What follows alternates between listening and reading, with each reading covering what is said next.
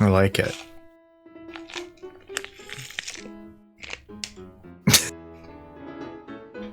Don't judge me. I would never. This is like the most Sigma way to get your caffeine, bro. Yes.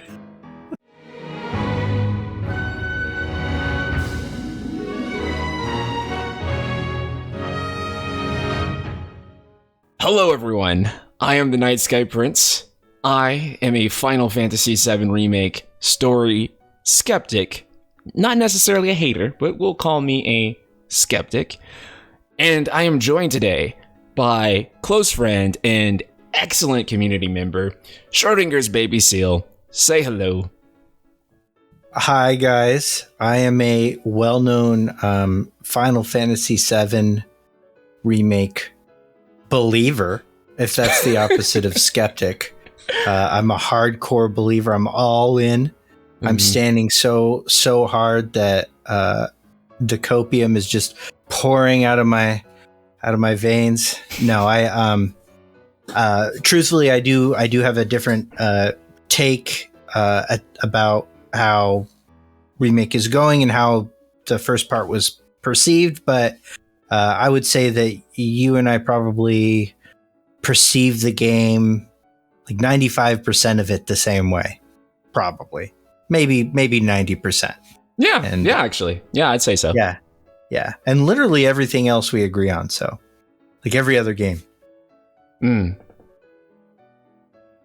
Yeah, and I'd say that we, by far, have more that we agree about than disagree, for sure. Right. Especially when it comes to, like, media. Like, you've recommended me quite a number of films and movies and just TV shows. Everything that you've recommended me, game-wise, all those things I've really enjoyed and they really clicked with me. And for the most part, you seem to, like, really know my taste. And in fact, your taste and my taste align quite a lot. And so I guess that's what makes Remake such an interesting case, right? Because it's like the 1% divergence with us on media, right? Where we're like right there, like 99% of the time. And then something like this is where we diverge. And I find that very interesting, especially considering a shared passion for the original Final Fantasy VII, right? And so, as many of you know, I recently sat down and I was able to replay the game in full. I was able to play the definitive version of the game, which was the Intergrade version.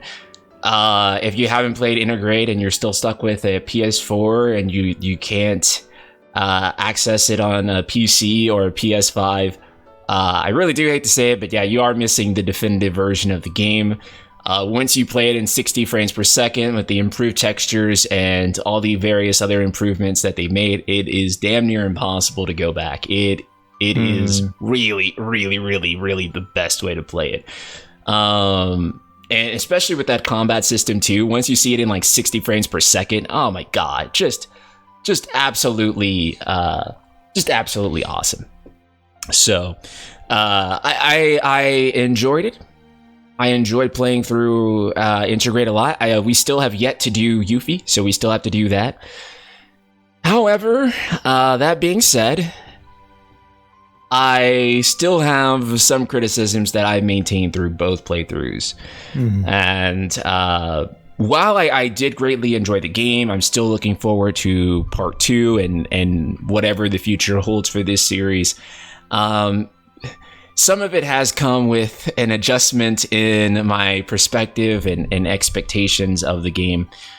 And so I guess what I'm getting to is that I guess I wouldn't even describe my feelings now as positive or negative, but maybe more neutral on the game. And I think that's what I've moved to. And that shows a lot of growth on your part. Thank you.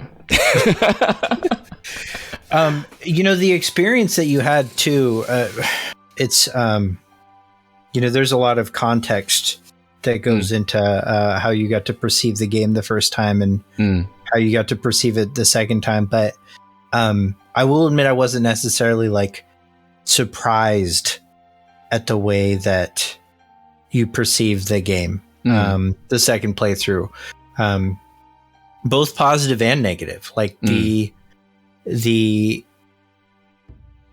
gameplay difference is so, like you've described it, so stark with the performance increase. Yeah. And some of the really valid complaints you had about the visuals and pop-in textures and rendering, like with that stuff out of the way, it really, like those are really important for environment setting, right? And so it's not just that the graphics are like bad or they're not working right, which is different, which has when the graphics don't work right, it takes you out of the scene in a different kind of way, right? Than if something is just a lower quality or lower resolution. And things like the door and like the textures and like the bleakest parts of the game, they would make you feel like I've just walked out of one of the most beautiful games in the world into like like the debug room. Yeah, like it felt like that. That's how it felt in the PS4 version. Yeah, and so I knew that would feel different for you, and so I'm excited about that. But there's some stuff that like I just knew that you were still going to be an issue for you.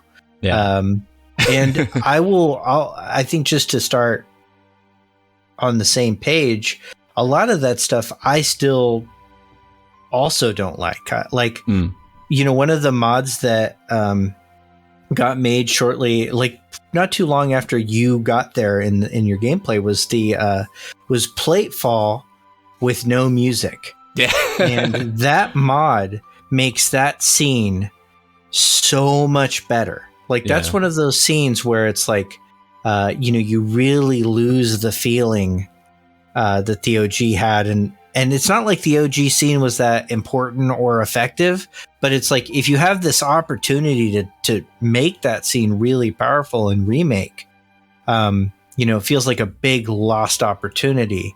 And that's where I'm kind of with you on a lot of your criticism, is like the lost opportunities. And that's definitely one of them. And what's really bittersweet about it is that the actual shot of Platefall is so well composed cinematically. Oh yeah, for sure. It's beautiful that they're able to completely undermine its emotional tone with like,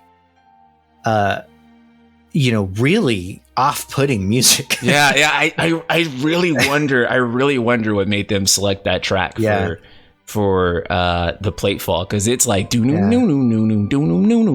I'm just like this is so tonally wrong for what, according to the Ultimania, like 50,000 people dying, and there's just like an electric guitar going and now granted, I felt like there was a lot of devastation around the Platefall incident. It's just that I did not feel it from the actual plate collapse. Right. Which is a good place to show the devastation. Right. Right. So I really like the evacuation scene, right?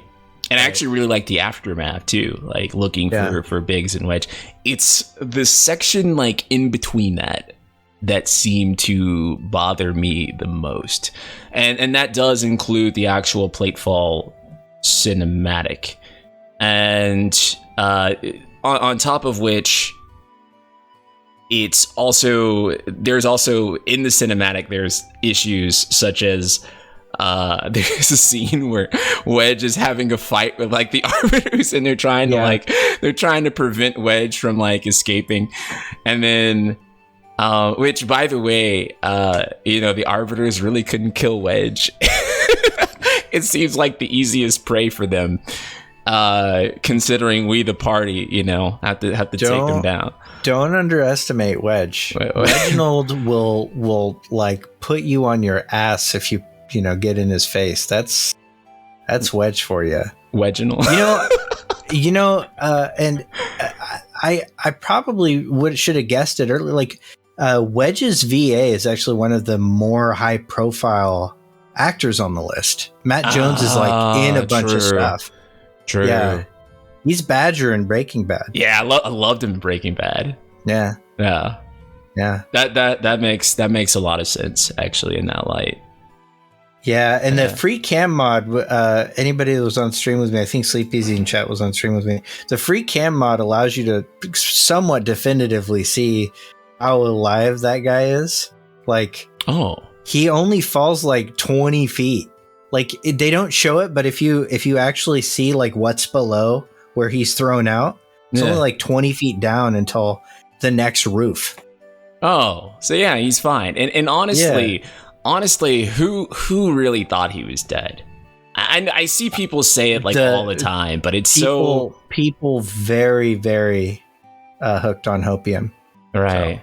So. That is just so like definitely not like he's definitely alive, and he'll probably play a role in however they plan on connecting Avalanche, like the greater branch of Avalanche, right, to just our like little cell. However they plan on doing that, I'm sure that's why they kept Wedge and Biggs alive, is because that is like their goal, is to bring that in and connect that through there. I think that's why they're alive. And Biggs is basically going to serve as like a way to give exposition on probably the greater whole of Avalanche. I feel like I do feel like that they clearly serve a purpose, right? That, you know, there are no unused parts of the animal, obviously, and so Wedge and Biggs probably are going to allow us to connect to Avalanche in a way, right?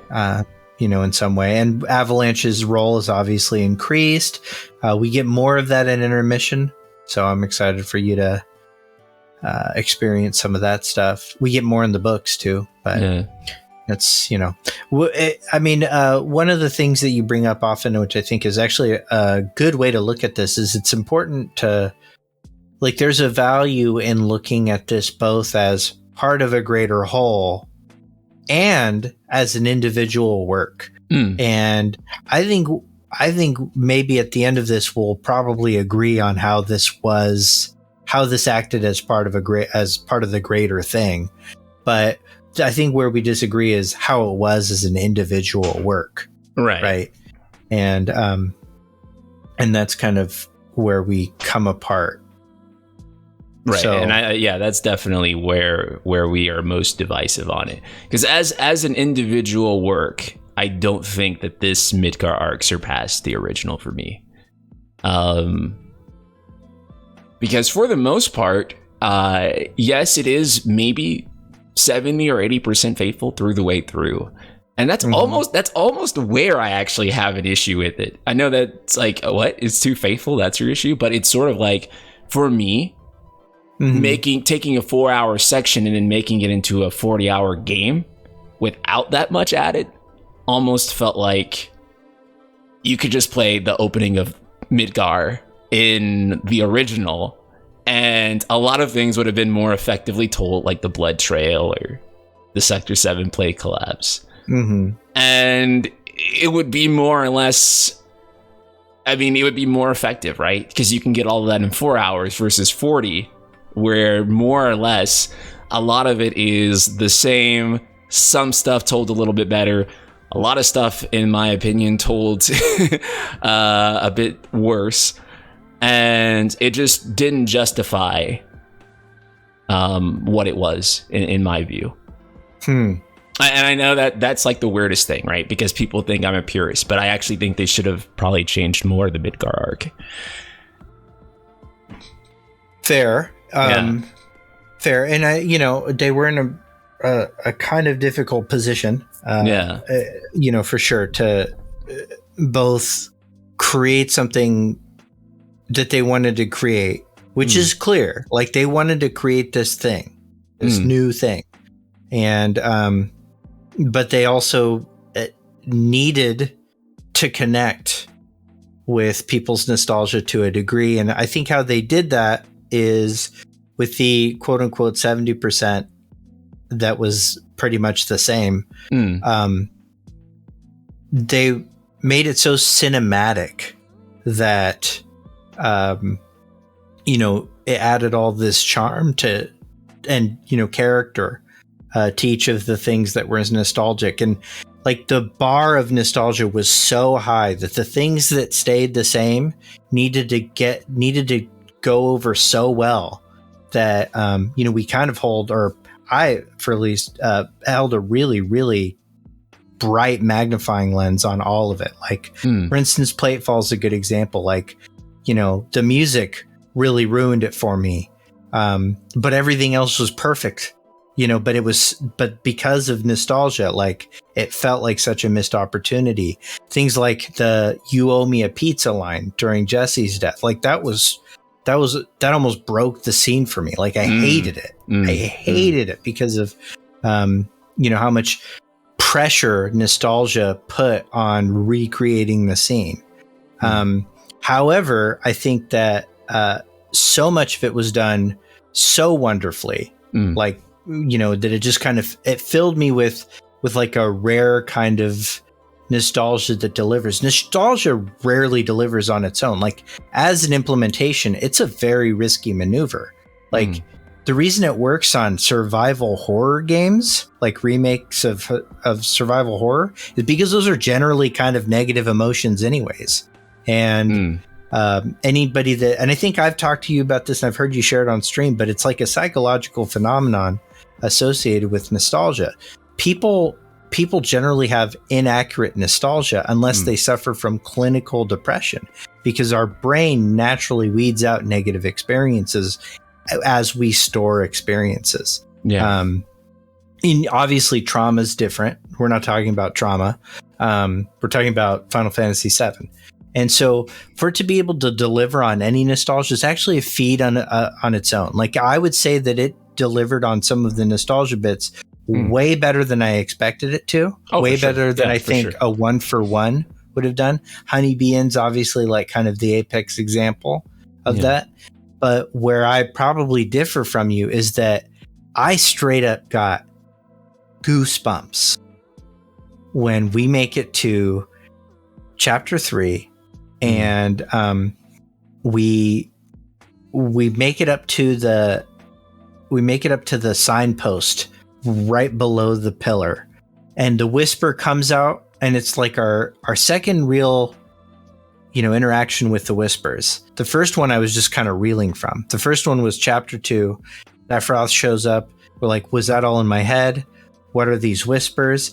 But when we see the whispers on our own with Cloud, and we see a vision of the future, that's when my mind snapped into place of what this was, what I kind of had a sense of what was happening.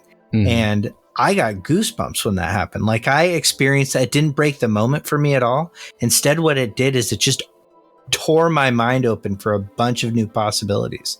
So this was going to be more than a remake. And it just kind of went up from there, but we can talk about that more as this conversation goes on. Right. And I think the idea of what they're doing is something that's really popular in Japan right now. It's something that we've seen Evangelion do. Code Geass has done it. Digimon Adventure has done it. It's like this idea of doing a sort of remake, but also like pseudo sequel at the same time. Although perhaps in Remake's case, it might also be a literal sequel. That part remains to be seen. Yeah, and I think people get hung up on categories, right? Because I think people want to know, well, if this is just a sequel, I can put it in this category and I feel the way that I want to feel about it.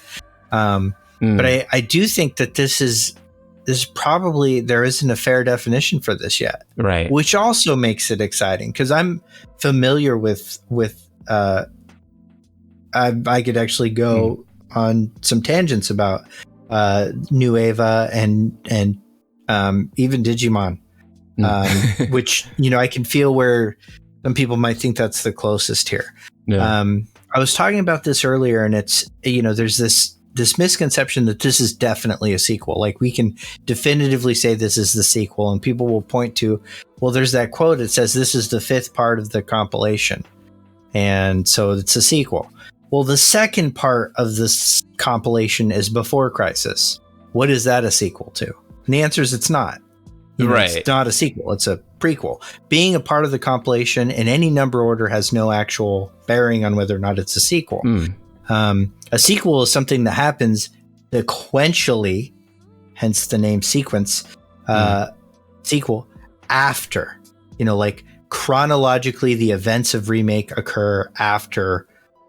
And that's more vague because we're talking about, this concept of memory and omnidirectional time. So it's hard to categorize it that. And I think the best way that it's been categorized is actually by Morikawa, the Japanese VA for Sephiroth, who I think has kind of an idea of where it's really going. He says, I got so excited when I realized that this was, quote unquote, more than a remake. And that's just the way that I think. That's the best way to define this. It's more than a remake. I'm kind of like mentally writing my re-review of the game. And in my head, I kind of have like this, like, I know I have to address like discussing this game, like, because, kind of like what you label and quantify something as really does not only set expectations, but it kind of sets like what it like the bar for like what it's supposed to be, right? And it's really difficult to, despite the game having the word remake in the name, discuss this like a remake, right? Like you would discuss any other remake. And there's a number of reasons for that, both in the game itself being very different from what you typically expect from a remake, and then also with the way the fandom tends to perceive the game and how they tend to perceive remake. And so I almost feel like that it's beside the point. I've kind of dubbed it in my head the re-experiencing of Final Fantasy VII, because that describes it more than Remake-Sequel or any other word and you could put on something it. I think people forget about the compilation is that the OG is not part of it. Technically, it's not part of it. Right. So it's very possible that what we're seeing is the groundwork for the Final Fantasy VII that the compilation is based on. Right. And it seems really thematically in line with that. Like we're seeing what Final Fantasy VII OG really would have been like had the stuff from the compilation been, canonically present in the universe. Right. And I guess that's also a big point in which it causes like some divisiveness, right? Because there are people like me who absolutely disdain the compilation. And a lot of our hope for what remake would be would be like to actually hard reboot Final Fantasy VII and not take any of that stuff into the new continuity. But it seems like it's taking maybe not everything. We don't know if Genesis is going to show up quite yet, but it's taken quite a lot. And okay, can I respond to Phantom Meyer here? Oh yes, please. Phantom says it strongly suggests it's after. First of all, hi Phantom, I love you. Strongly suggests it's after Dirge, so gotta disagree. Nomura himself, and I know that this is kind of an unfair card from a Vincent fan. Nomura himself, when asked about specifically intermission as why Vincent wouldn't show up in this game, is because he's still in Nibelheim, right? So there's a pretty clear clarification that this still adheres to some kind of this is 2007 or this is Triple Aught 7, the same year, the same era. Like the era has the same calendar format. Like there are absolute indicators that this is taking place in the year Final Fantasy VII OG took place. But there does seem to be some influence that supersedes time. And I think it's just once you start getting into like the weird, sort of esoteric time travel stuff, it's hard to just label it a sequel. And so again, I think like we're trying to, like there's this need to categorize it that isn't necessarily useful to the conversation. I think people like to categorize it. I'll just say this. People like to categorize it as one thing over another so that they can say, well, this isn't what I was promised. Right. Yeah, I'll be honest. That's a big thing.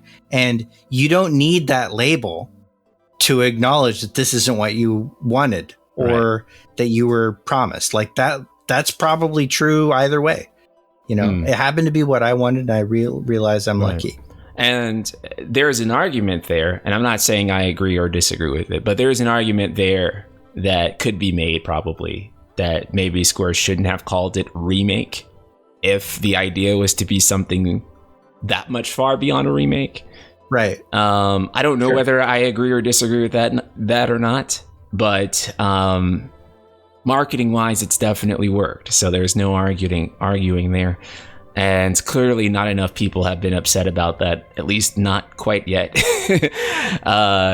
Maybe they would be depending on how things go. But right now, people are very satisfied with what they played. And so, overall. Overall. So in either case, they're able to get away with it regardless. Yeah. So, and then that's why in my head, I've tokened it more the re-experiencing or the re-experience of Final Fantasy VII.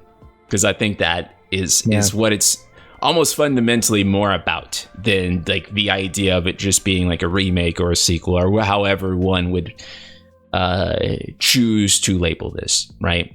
It's about re-experiencing Final Fantasy VII. And I think that idea, that philosophy is why they're bringing in the compilation, is because they wanted to take every experience from Final Fantasy VII, and I think in their mind it's to ultimately create like the ultimate Final Fantasy VII like experience. And I fully agree. I think that's the goal here. Doing. Right. I think this is Final Fantasy VII now. Right. And in order to do that, they're leveraging everything Final Fantasy VII because people have experienced Final Fantasy VII through so many different ways. And what I think from playing the game is that they want to create something that doesn't conflict with all of those different perspectives on what Final Fantasy VII is, which is a very difficult thing to do.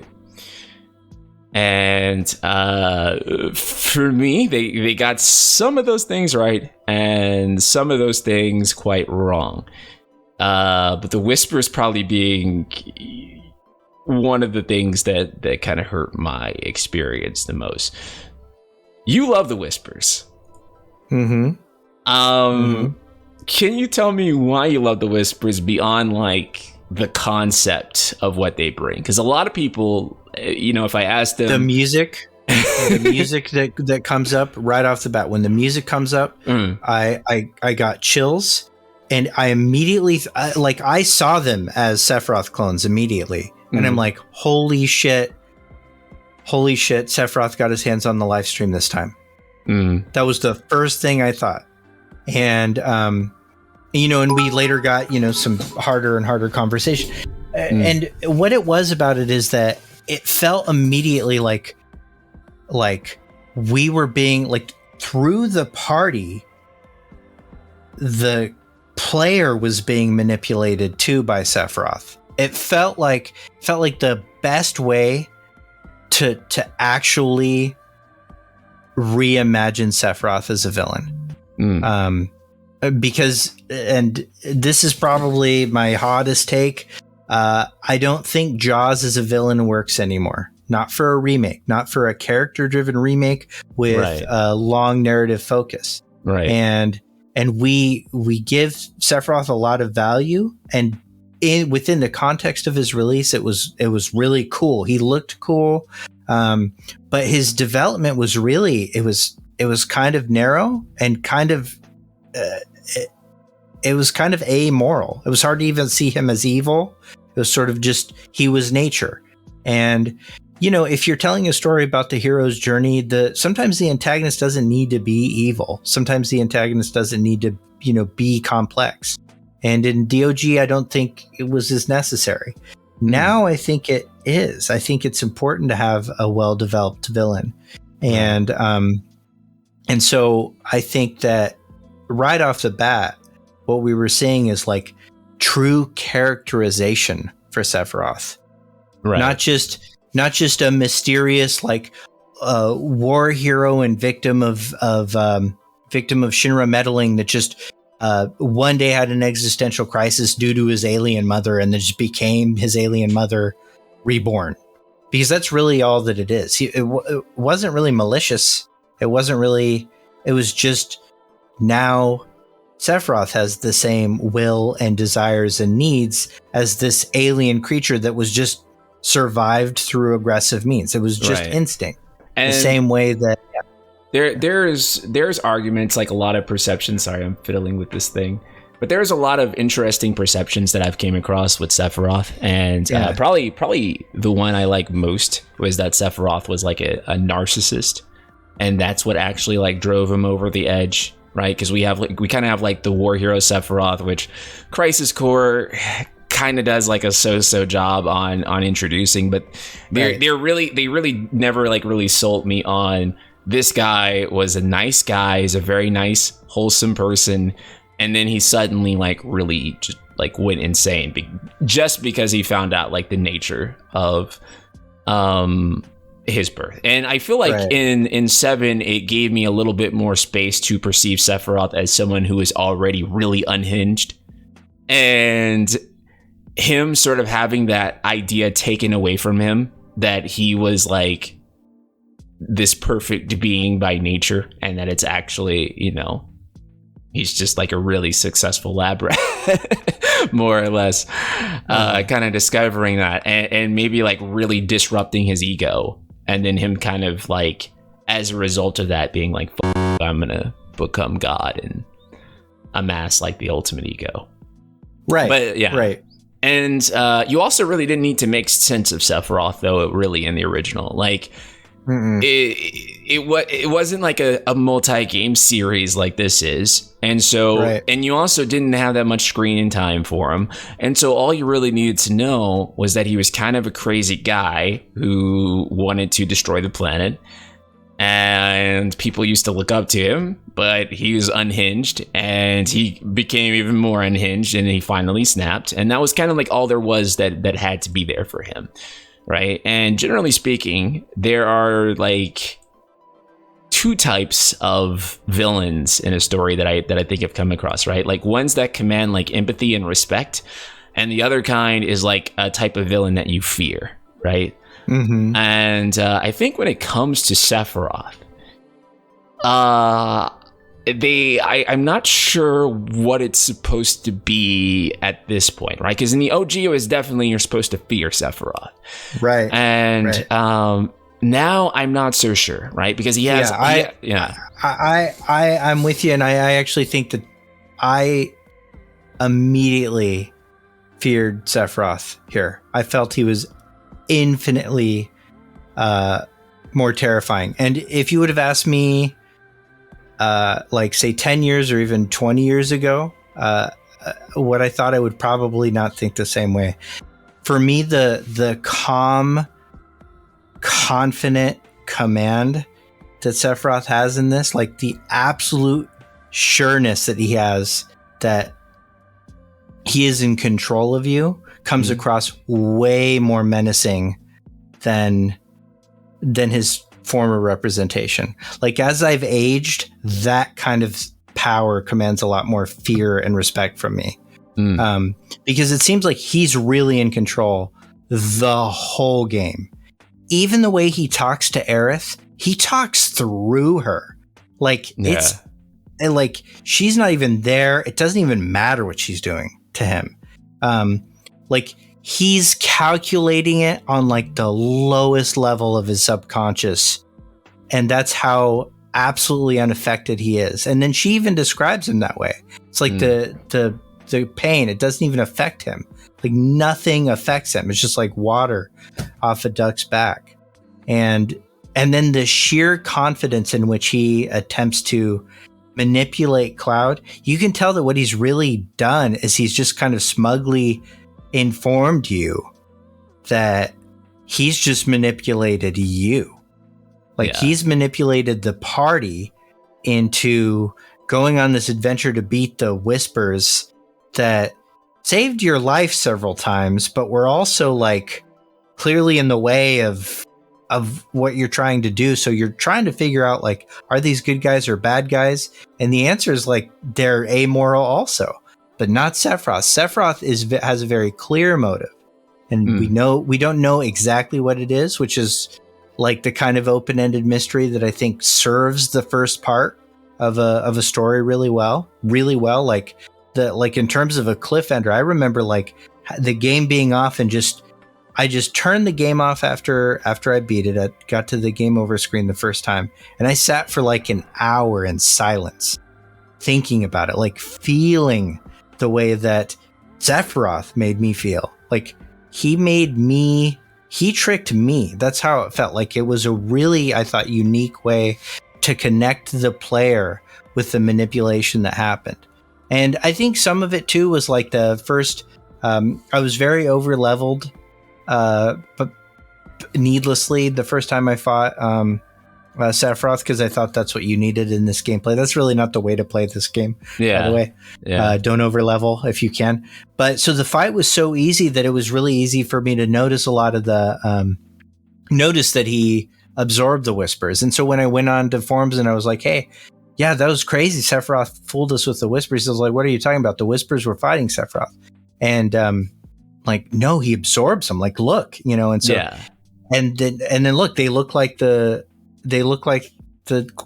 clones. It's pretty clearly that he's in charge of this. Like, this is his ministrations. Like, this is his corruption. And I felt gaslit by Max Dude and stuff like that. It's like, oh, timelines. And like, I didn't perceive this shit at all like that. But anyways, go on.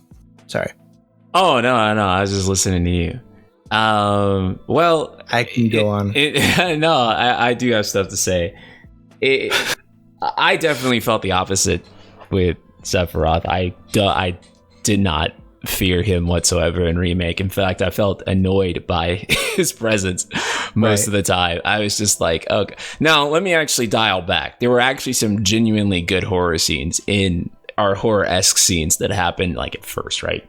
So chapter 2, where Sephiroth is like, kind of describing to Cloud about how he killed his mother and all that scene, and that scene right there, that was a really good scene. Chapter 3, where Cloud goes to the guy like next door who's like making like those crazy sounds. He goes to investigate, and like his Buster Sword gets caught on like the like door, and like he feels helpless and he's struggling. And I thought those scenes actually made me fear Sephiroth. But then it goes downhill from there. And part of the reason why it goes downhill is because the thing about the mystery in this game is that I don't know enough to even know what the mystery actually is, if that makes sense, right? Like I don't even have enough information to know what mysterious thing is happening. And so I don't know what Sephiroth is even threatening me with. Like, what is he threatening me with? Like, what is him getting me to kill the Arbiters even about, right? And so maybe those things are really scary. But I feel like I just don't know enough about any of them or any of what's actually going on to actually even be scared, because it just feels like oftentimes random things, random visuals are just being displayed. Right. So like right. So it's like you don't even know if it's a mystery or not. Like, right. Like what am I losing even in the first place in order for me to be scared like of what he's doing? And that's why, that's a big part of why. And while we don't know where things are going with the Zack situation, thus far it seems like I've gained and not lost from his actions, because I may have potentially gained Zack back. Does that make sense? Right. And what all that stuff seemed like, I think to you too, was that we're being given some kind of false promise. And so what it seemed like to me that Sephiroth wanted was Cloud. And why he wanted Cloud was kind of a mystery, but we get more info as we We were rewarded with more info by, basically platinuming the game, like doing the hardest thing in the game, which is beat top secrets. Mm-hmm. We get an idea of what Sephiroth wants from Cloud. And I think that's, to hide like a big motive like that, or a clue to a motive behind a really hard challenge. Sometimes people don't like that, but to me, I do, especially if I know that we'll probably get the answer anyways in a future part. Like, that's just a reward for, a reward in my favorite form, which is lore. Mm-hmm. Like, I would take a piece of lore over a piece of armor any day. Right. And so I thought it was real clear that Sephiroth had manipulated us into thinking that we were better off than we were, that he was making a play at Cloud, that Cloud was really confused about it, and then Cloud is not okay now. Like, and so I was afraid. I was afraid of an uncertain future. I was afraid that, it plucks at your nostalgia a little bit. Like, wait, is this going to suck? Like, sure, that's part of the fear. But I don't think that was the fear that really, I thought, stuck out above all of it. It was like, there's this fundamentally threatening character to the party that's just used like very Genova-esque, tricky, manipulative tactics to make us think we got something.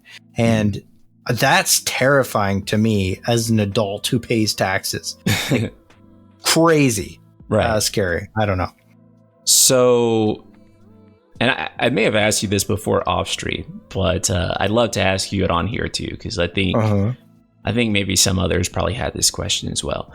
If we're able to fight a physically manifested Sephiroth, why do we have to be the ones to kill the Whispers? Can he do it? He doesn't have a physical form. Then what did we fight? Well, where are we? What does he gain? We fight Genova, and then we fight him in the Singularity, and then we find him in a space that's eerily similar to something we learn as Cloud's mind. Right. Yeah, that's the edge of creation. Yeah. Right. That's the edge of creation. Right. But we have very little known physical interaction with Sephiroth's body. Right. Chat was saying, like, wasn't it a clone? That's what. Not in the Singularity. Not in the Singularity. Okay. But like when we not outside of Genova's tank, that is a clone. Oh, okay. Like the Ultimania makes that clear. That's a clone. Right. And so that's why we have to be the ones to do that. And then I guess another question would be, and to follow that up, is like, couldn't Sephiroth, per se, diverge the timeline by willfully just not killing President Shinra? Because, like, the Whispers, like, couldn't force him to kill him, right? For example. So you're saying what? So I'm like I'm asking, like, what if like, and this may not even be an answerable question with like the information we know now. But I'm just thinking, like, what if Sephiroth just didn't kill President Shinra? Like, what if he just chose not? What if he was just like, no? Well, then the hero's journey that allows Cloud to hand the black materia over to his body wouldn't I guess what I'm saying is that, like, is Sephiroth like why didn't Frodo just take the eagle and drop the ring into the volcano at the beginning of Lord of the Rings, right? Yeah, but yeah, so you gotta have it. But it's just like, I guess what I'm saying is that if Sephiroth like really wanted to like diverge the timeline, does he? That's like, or yeah, I guess not, right? Maybe he doesn't. I think it needs to get to a certain spot before he makes his play, and I think that's the setup for the next villain. That's my guess, right? I think because I do really I feel somewhat confident about, and I do have a video in the works, and I've got the script written, and I'm gonna send it over for review for my team, but about who I think the villain of part 2 is and how that is related to Sephiroth's current play, but I'm not gonna spoil that too much right here. You can just live react to it on your channel. I will. So the whispers are gone, yes or no? Yeah. So what's to say the planet can't make more whispers? Bleach just says I figured it was Genova who killed the president. Yeah, it technically was. Right. Technically, Genova who killed Air too, right? So yeah. So and who's in charge is this big long thing I don't want to get into. So who's to say the planet can't make more? Well, so I think they make it pretty clear too that they are a finite resource. The planet's ability to make them is tied directly to the planet's power, aka its Mako. So it's running out. And the live stream has this omnidirectional power source too, right? So like we see that it's kind of old stuff. It was sort of the idea behind the tessellations, that memories are like this component of the live stream, and that they sort of operate completely not independent of time, but like time in a flat circle sort of way. And I make that joke a lot, but it actually fits really well. Am I peaking, guys? I'm sorry. No. Your audio is great. Okay. All right. So I think that it's, you could say, well, like, hey, the planet could make more whispers, or you could, I mean, they can do whatever. It's most plots are contrived. So a contrivance is always possible. And I'm not going to expect like quantum physics from the writers of any Japanese story whatsoever. They're not as attached to that. But I do think that from like a just narrative standpoint, like in the way that it can drive the story forward, they can do it satisfyingly. Like, I don't think that anybody's really concerned in, say, No Way Home about the various quantum breaks that happen and the various like absolute impossibilities and like continuity errors that all of that created. Right. Like, nobody's really concerned about that anymore. It's just about the narrative direction of the story. And there's some degree of disconnection, between that and yeah. And I think that it can be really irritating to like ponder questions like that. And like I get really irritated when that in the final scene, you like slice a train open chasing Sephiroth, and like you spent like 4 hours in that train graveyard. You could have just sliced through this train, right? Yeah. Completely. Yeah. It definitely, there's always things like that for sure. And and it's funny that you actually mentioned the MCU, because that's kind of the lens that allowed me to go back to this game and enjoy it a little bit more, is to kind of view it like I view the MCU, where I'm not like a very, I just kind of let go of like continuity at this point, right? Like it just doesn't matter. It's fun, and just kind of accept it for how it is, rather than wanting it to be something that's like meticulously well built in every aspect. Just accept kind of like what's happening without wanting it to be in my head. Because if I think more on it, the more I think on it, the more crazy it drives me, because there are so many things that I just am not able to answer at this point, and that just I don't want to say put me off, but well, I guess put me off from being able to like really engage with it, because it is so difficult to see the merit in what they are trying to do, primarily because it's so difficult to even comprehend really what it is that they're trying to do. Right. And that's, and at that point you're in this position where like you're trying to judge this game on its own. Right. because the world could end, like, right. and not as what it means later on. Right. And so at that point, why I judged it favorably is compared to other first parts of things that set up a bunch of mysteries. I was incredibly satisfied with the boldness and execution of this. And that is a very personal choice. And I think at the end of the day, I think that's important to know. And it's one of the reasons we get along really well is there's a lot of people whose whole existence is to like convince somebody else that the way they perceived this, the way they experienced this is inaccurate because of, point A, point B. That's never been our dynamic. It's always been like, I enjoyed this because of this. And then you say, I didn't enjoy this because of this, or I enjoyed this because of this. And they're kind of equally valid. Right. And, personally, I feel that way anyway. Yeah. No, I do too, for sure. I mean, that's how art is, right? Is that like one person can play through it and another person can also witness the exact same art and feel like it's complete shit. And both of those people are not technically wrong, So, I mean, that's just really how it is. Now, granted, I always feel like whatever claim that you make about something, you should be able to speak and justify it, because otherwise, I think you just go around saying that something is like, terrible, or that's the second coming. I do think, that should justify elaboration. Go on.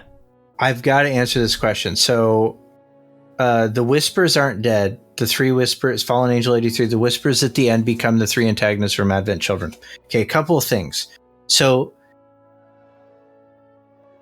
this is actually irritating realization, but the Materials Ultimania actually specifies that while Laz and Yazoo have references to Croseo and Viridai,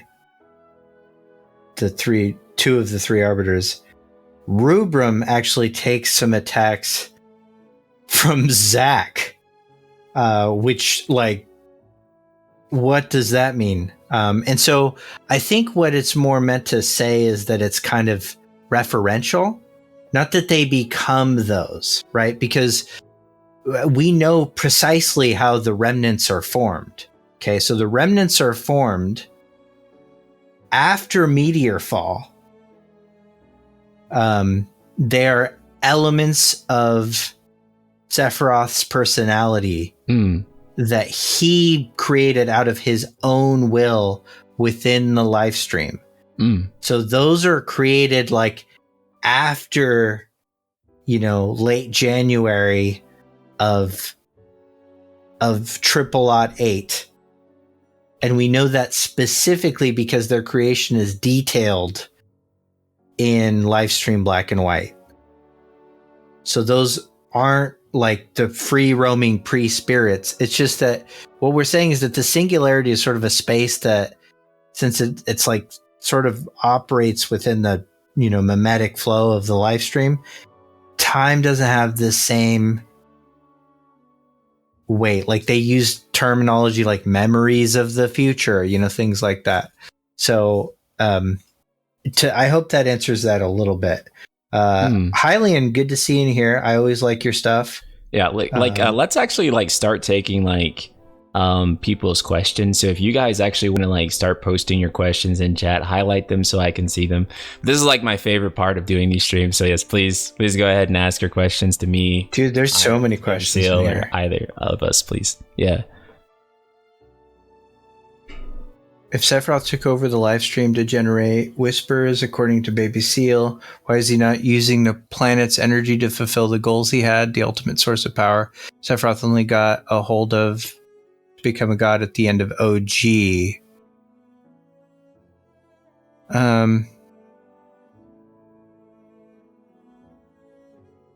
Sephiroth doesn't have a body yet, but so what it seems like is happening is he's using Genova's ability to corrupt the live stream and turn it into negative live stream, and he's been able to what we're seeing with the whispers is elements of that corruption.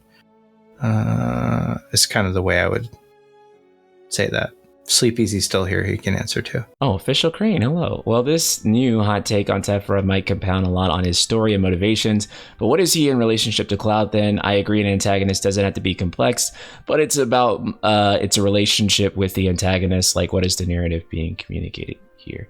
Well, I'm actually not sure what you fully mean there. Was that from the Official Crane? Yeah. Also, hi, Crane. Yeah. If you're still here, Crane, could you elaborate on that? I think what he wants to know what actually is motivating Sephiroth to be attached to Cloud. Right. And I think it's his infinite potential and his ability to break chains. Like his potential was so strong. Like there's mysterious stuff about Cloud. Like we don't understand why he was strong. We don't understand who his dad is. There's a bunch of stuff about him that makes him like kind of have a little bit of hero armor and hero lore, origin. But one of those things is that we know that Chadley was able to use the data from his infinite potential to break himself free of Hojo. Mm. Oh yeah, who even is Cloud's dad? I know. Tell me about it.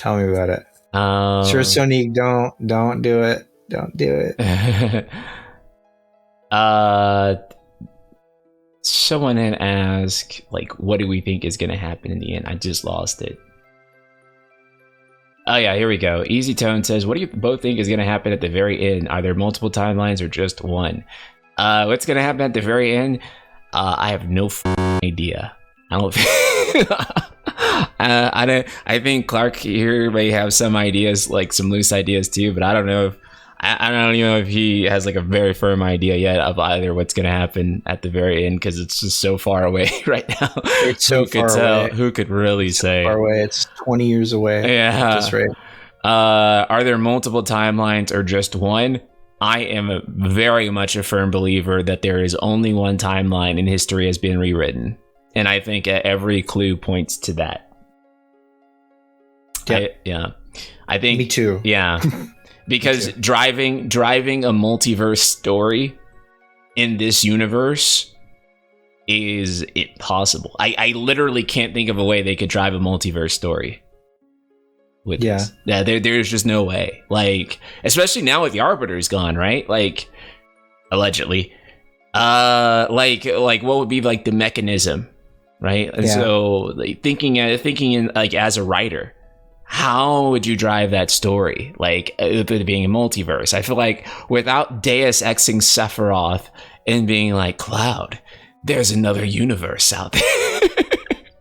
Like, in a practical way, there's no way to actually drive that story. However, if you drive a single timeline where history has been rewritten, then you can really drive a mystery, right? Because there's all these things that you know are supposed to happen one way, and the characters themselves know are supposed to be one way. Stamp being like the biggest thing, right? Because everyone knows that Stamp's supposed to be a beagle. So what happens when the party sees that Stamp everywhere is a terrier? That's weird, right? It's like he definitely was a beagle. Now he's a terrier. And everyone in every town tells us that he's always been a terrier. Right. So that drives a mystery. We have to figure out what we did. What was the consequence of defeating the Arbiters? That leads the story somewhere. Multiverse doesn't lead the story anywhere, right? So I think a lot of people say, oh, you know, like Zach's in a different universe. But if Zach is in a different universe, there's just no way that could serve this story, because there's just there's just nothing that could actually do. But then also, if that is a different universe Zach, it would be really hard for the players to draw a connection with him, because he's not quite their Zach in that case, right? Yeah. So in terms of the payoff, it diminishes the payoff for what this is, because if it's another Zach from a different timeline, he's not our Zach.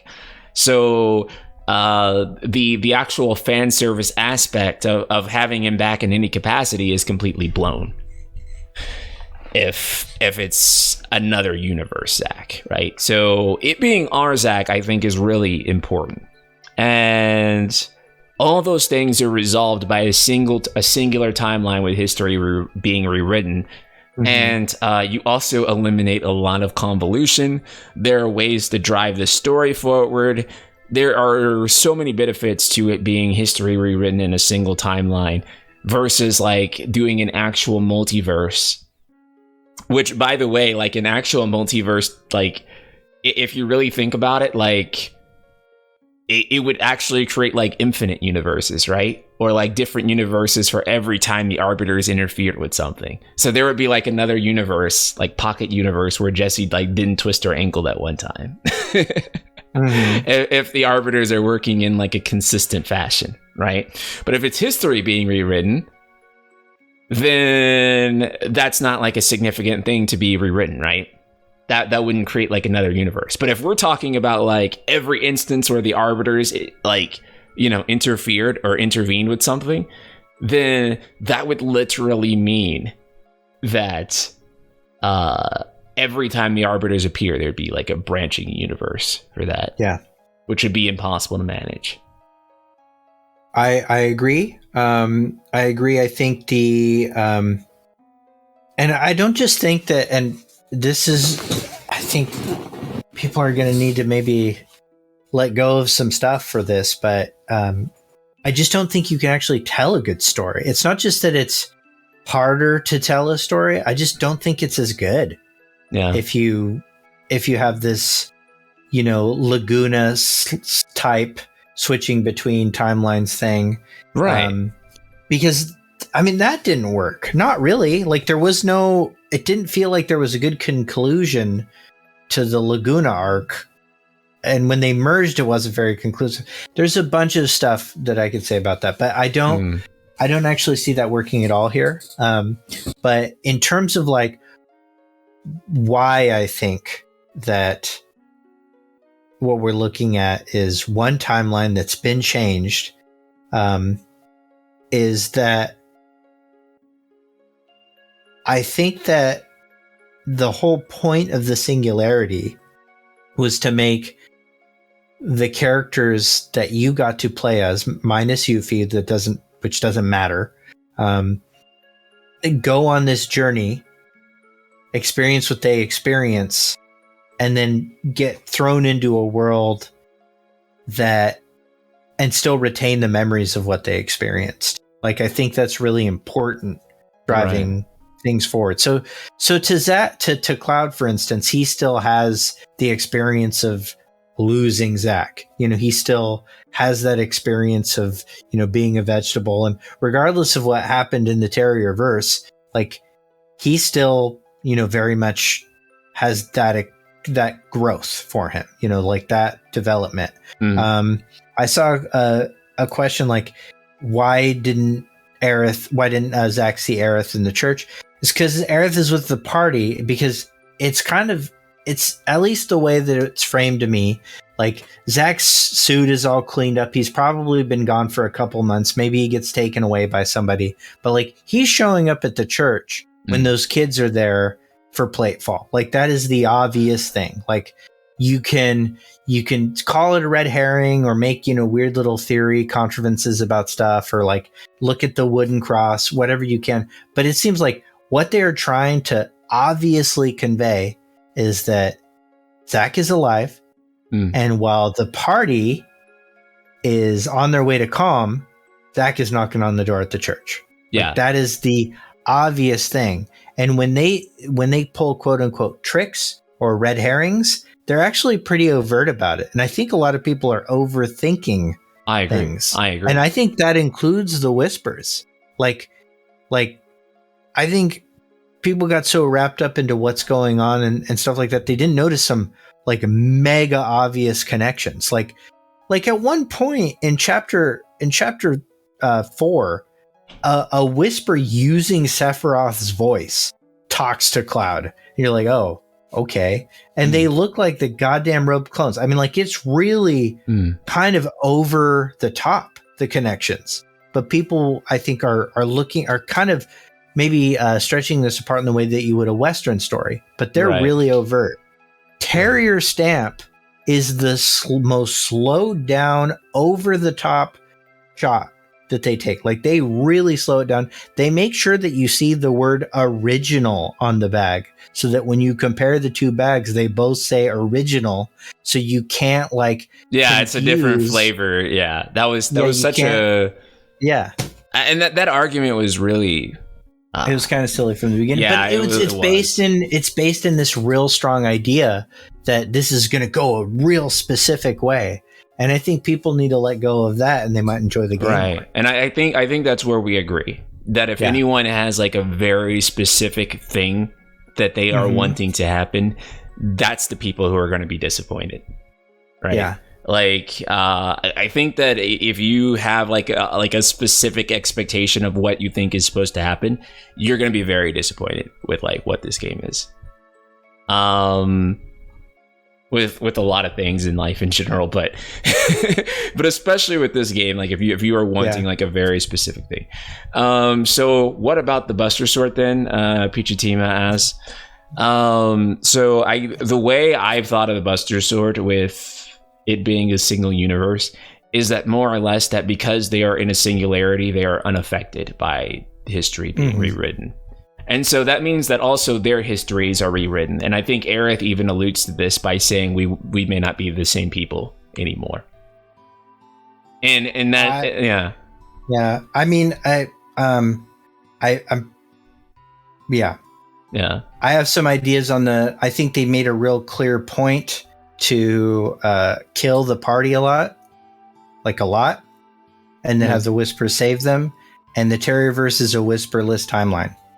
So I think the answer to why there aren't two Buster Swords is because Zack has the Buster Sword for the quote unquote Terrier, aka now the only timeline. Right. And and Cloud is dead. Right. Beetle Cloud is alive, but yeah. Right. And that two Buster Swords thing is part of the mystery, I think, that they're trying to drive with that. Is that idea that they were unaffected by it, and they're coming into a new world that is a result of their actions, right? It's a consequence of what they did with the Whispers. And so, and part of that consequence was them being like, when they're outside of space and time as we perceive it in the singularity, and they come back to it, they come back to somewhat of a foreign world than the one that they were actually in. And so that is going to be the part of the driving mystery, right? It is that idea that they're coming back into a different world than how they were. And that's how you drive that mystery. No one can like really come up with a way, or even no one can even outline a way in which like you create like multiverse in this story and then it climaxes in any way. And most of the people proposing that there's different universe, like, what is that actually, like, how do you actually drive that story is my question to people who are very insistent that it's multiple timelines. Like, what do you do to drive that story? And so I think it's much more history being rewritten, right? Because that version, I mean, Zack was already there, right, before the Arbiters actually were even defeated. So it's not like a new universe like spawn off. Like the cinematic language didn't really convey to me that a new universe was created when the Arbiters were defeated, right? It seems more like a time ripple going back. Right? It doesn't. It didn't seem like, oh, okay, this is like a new multiverse that was spawned off because because he was doing that, right? And even people take like the scene where like, Zack and Aerith, Cloud and Aerith are passing by Zack, and they take that scene to be like literal. And it's so not a literal scene. It's really to represent like things shifting and changing within that single instance. I want to answer this one. Do you think Cloud that exited the singularity will meet the Cloud that was with Victoria Zack? No, I think there's one Cloud. But I do think that Cloud and Zack will meet, yes. Like, I think that's the point. Yeah, it would be a lot of people with really high hopes that they will never intersect because they're afraid of what it does to the story. Like, it would be a really strange kind of deceptive storytelling that's never been done or been successful in the history of time if they tried to pull that. Like, right. I don't think that's what's happening. It's pretty clearly Chekhov's gun here. Like, it is not there. It's not only like, did they tease it? Like, hey, try and imagine the game with Zack also in it. Try and imagine that. And then the whole internet was like, nah, that's not what's happening. He dies a little bit later. Like, they release a couple Ultimanias that call it Zack's victory and Zack's new fate. Yeah. People are like, nah, no, it's, multiple timelines. Like, they doubled down so hard with the intermission ending. Yeah. Like, they were like, no, be prepared. You will see Zack. Right. And it will be in a meaningful and important way. It won't be in some contrived red herring sort of way. Right. And Nomura even says, that, right, like, there's a mystery surrounding why a character is still alive at the end. Yeah. And to that, like, Nomura's like, that's part of the mystery that we're setting up. And then Nojima's just like, hey, did you notice Stamp? And we're all like, yeah, dude.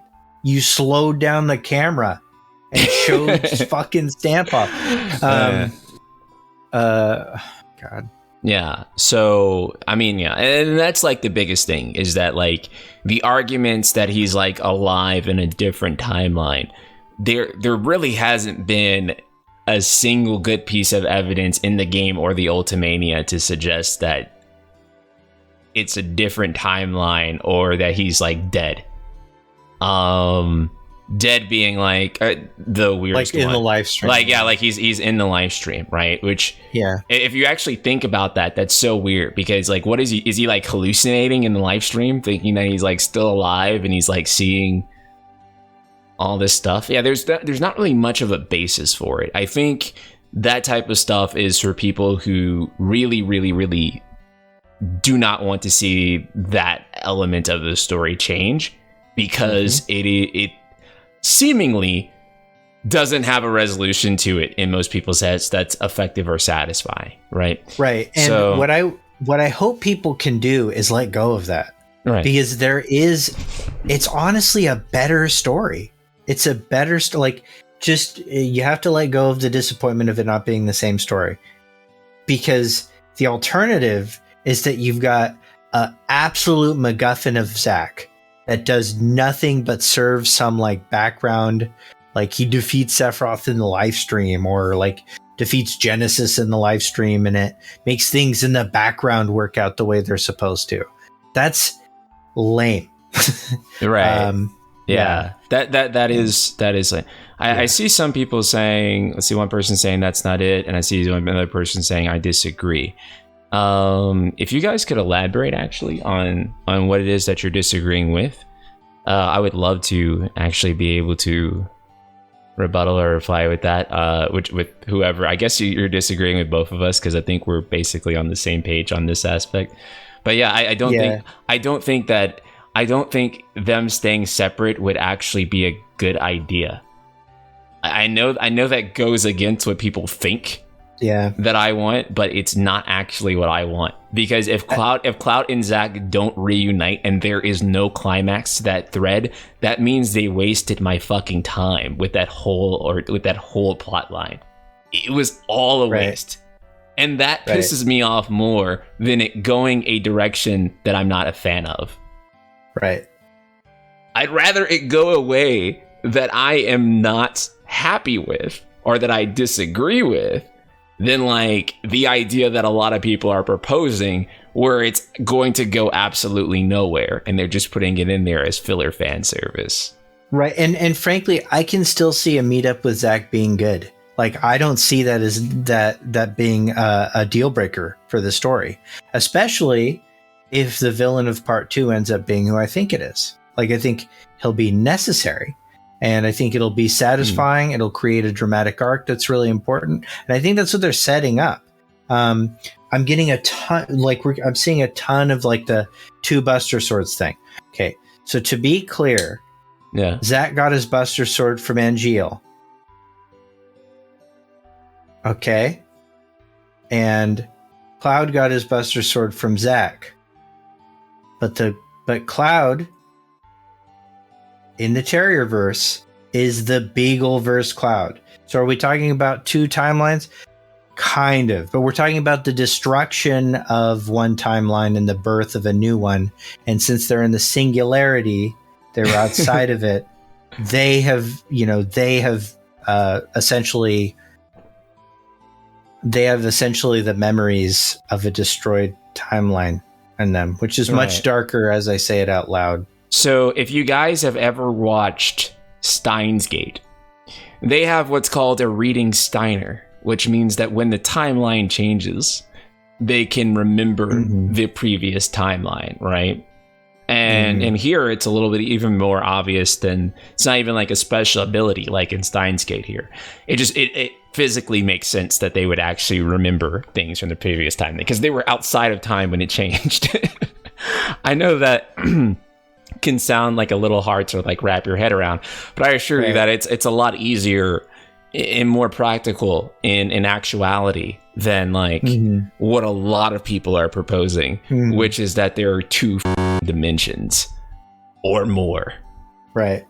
That's hard to manage. That's hard to make sense of. I don't think that like being outside like a time pocket and then returning to it, and there are some paradoxes and things like 2 Buster Swords. I don't think that stuff, like, you know. Yeah.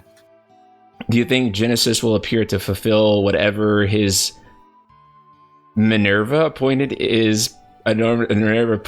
purpose is, and Crisis Core hinted at the end of Dirge? I don't know. You want me to take it? Yeah, you take that, because I don't know.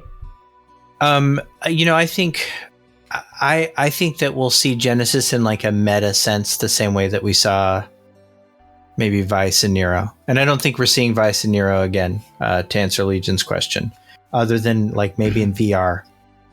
And I think that Genesis will be some kind of super boss, and it won't even be Genesis. It'll be like the last Genesis clone. You know, maybe it's the corpse of Roche. Like, you know, it could be something like that. But I don't think that we're going to see Genesis in like a part of the story. To answer a question that's been asked like 3 or 4 times, like, why are there not 2 Clouds? Why are there not 2 Tifas? So what we're saying is that the reason that they very clearly showed the party die in the Beagle timeline several times, that was then undone by the Whispers or prevented by the Whispers, is to let us know that in a Terrier timeline, the party would have died. So Cloud without a Buster Sword would have been killed on the highway, etc. And I know that doesn't work super well, and I know there's going to be some plot holes. There's going to be plot holes in a Japanese story that involves any kind of change up like this. I'm sorry. Yeah. There just is. Yeah. There just is. There's plot holes in No Way Home. There's plot holes in Loki. There's plot holes in Interstellar. Like, you know, a narrative almost necessarily requires contrivance.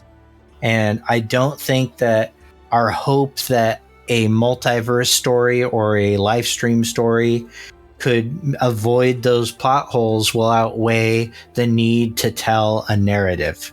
Not from a writer's perspective, especially not a Japanese writer's perspective. Yo, this is a awesome question from Easy Tone. Out of the things you each disagree with each other on, which point do you understand / empathize with the most, even though you ultimately disagree? That's a beautiful question. I would say that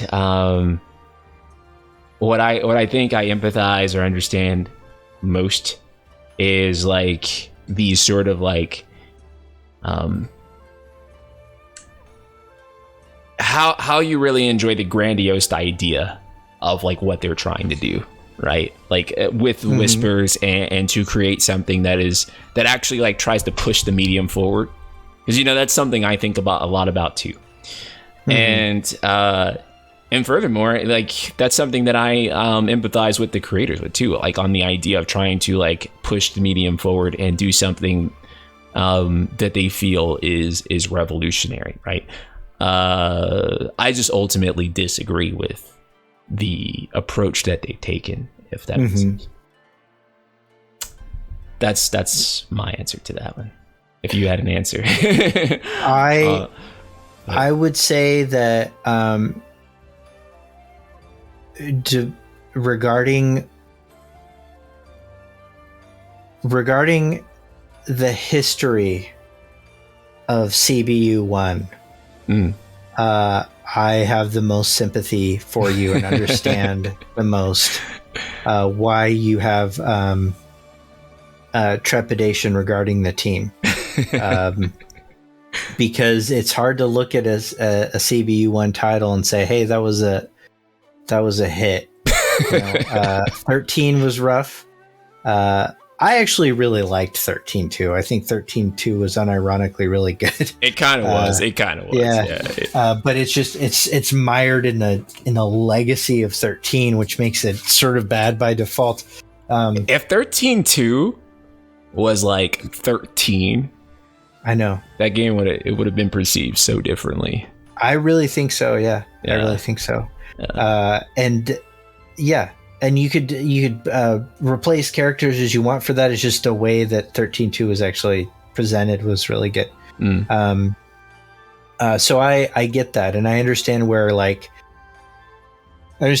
like when I wax poetic over Nojima, because I think he's a beautiful writer. And if you read Traces of Two Paths, you can kind of see what a beautiful writer he is.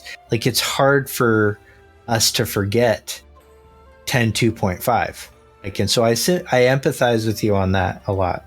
Is that you've been really burned by this group, and so it's hard to look at this title as a standalone work and judge it on its own merit and then be hopeful for the future if you have that kind of experience with the team. Even though I ultimately am not perceiving the way the project is going the same way. Right. No. So, that's a good answer. Ali D, hello. Why don't you think a live stream Zack story can work? I want them to stick to the original plan, but if Zack was truly in the live stream from the beginning, what will you do? I think that before we even get to like, can a Zack in a live stream story works? Like, I mean, if you want to make it work, you can. But the problem is that we have absolutely no indication that that's the case. Like, it's not on the table because it's just something that people made up. There's no evidence to actually reasonably conclude with what we have in the game and in the Ultimanias, that is exactly what they're doing, right? That is something that fans kind of like came up with to justify, or to maybe not justify, but to reconcile like what they think is going to happen and kind of like what they want to happen, and not necessarily what clues the actual game and story are giving us, right? So did you have an answer on that one? I feel like I've probably answered Ali D on this question more than any other thing, but I really think that it would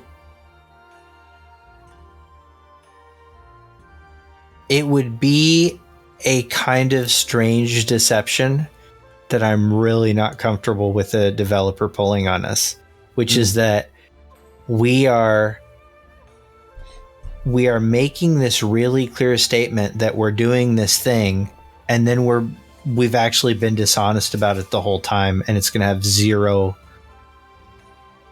like net impact Like it's just going to have a very, very, very percentile impact on another story that we're telling, which is taking away from the real estate of a game that has so many moments that we know for sure we need to tell. Like it feels like a kind of dishonest that I don't think would work well or sets the appropriate tone. It'd be like if the whispers were really actually commentary for the OG fans, which I don't think that they are. Yeah, that's the worst take. I hate that. Yeah, that's not what they are. That's like just it's sort of a knee-jerk meme response to get the haters away. And that's not, I don't like that. I don't like when people do that. I don't think that's right. I think they have a mechanical and complex purpose. I think it's weird for us to for Square Enix to turn the OG fans into the enemy, especially after they do things like bring Barrett back to life. Yeah, like that's it's a weird kind of way to conceptualize things. I think it'd be the same kind of like really unethical treatment of fans. And I'm not saying that there isn't meta commentary in Final Fantasy VII Remake. There's a lot of meta stuff. There's meta commentary about the fans in Traces of Two Paths, but it's done in a real delicate way. And it's kind of done, some of it's negative towards certain types of fans, like particularly people that treat females' bodies a certain way, but it's very tasteful. It's different. It's really clear that that's kind of the way that they're going to do meta commentary. And again, for how ham-fisted they are with like the stamp thing, I just don't see them doing this bizarre layers of trickery stuff that everybody is kind of attributing to them. That may be kind of Nomura's style, kind of, but it's definitely not Nojima's style. And Nojima's the writer here, so I do hope people remember that. Right. And the idea that the whispers represent the OG fans, I first of all, I find that idea like insulting, right? And I don't think they would do that. I don't think they would be like, yeah, dude, we're gonna remake the game, and to everyone who is like the most dedicated fan of the game, we're gonna give them the biggest middle finger ever. And it's going to be so cool, and then they'll love it. It's just like, I don't think that's like really what they set out to do, right? Like that idea of it being like that, to me, would basically be saying that you think that they're some sort of narcissist, to me, that they've decided to make this work about themselves rather than about the actual work. And I think that if you believe that, you're not giving the people who wrote this game enough credit. And I have a lot of criticism of this game's story, obviously. And if I think that that's insulting to them, if you are an actual fan of Remake, then and you believe that, then you shouldn't, because that's basically, to me, that's that's insulting what they've done here. Right. Like in a way that while I'm very critical of, I don't agree with, because you're basically saying that they are narcissists who made the game about themselves. If you think that theory is true, and I don't think that theory is true, I would not label them as such. I think that anyone who believes that theory is on some bull.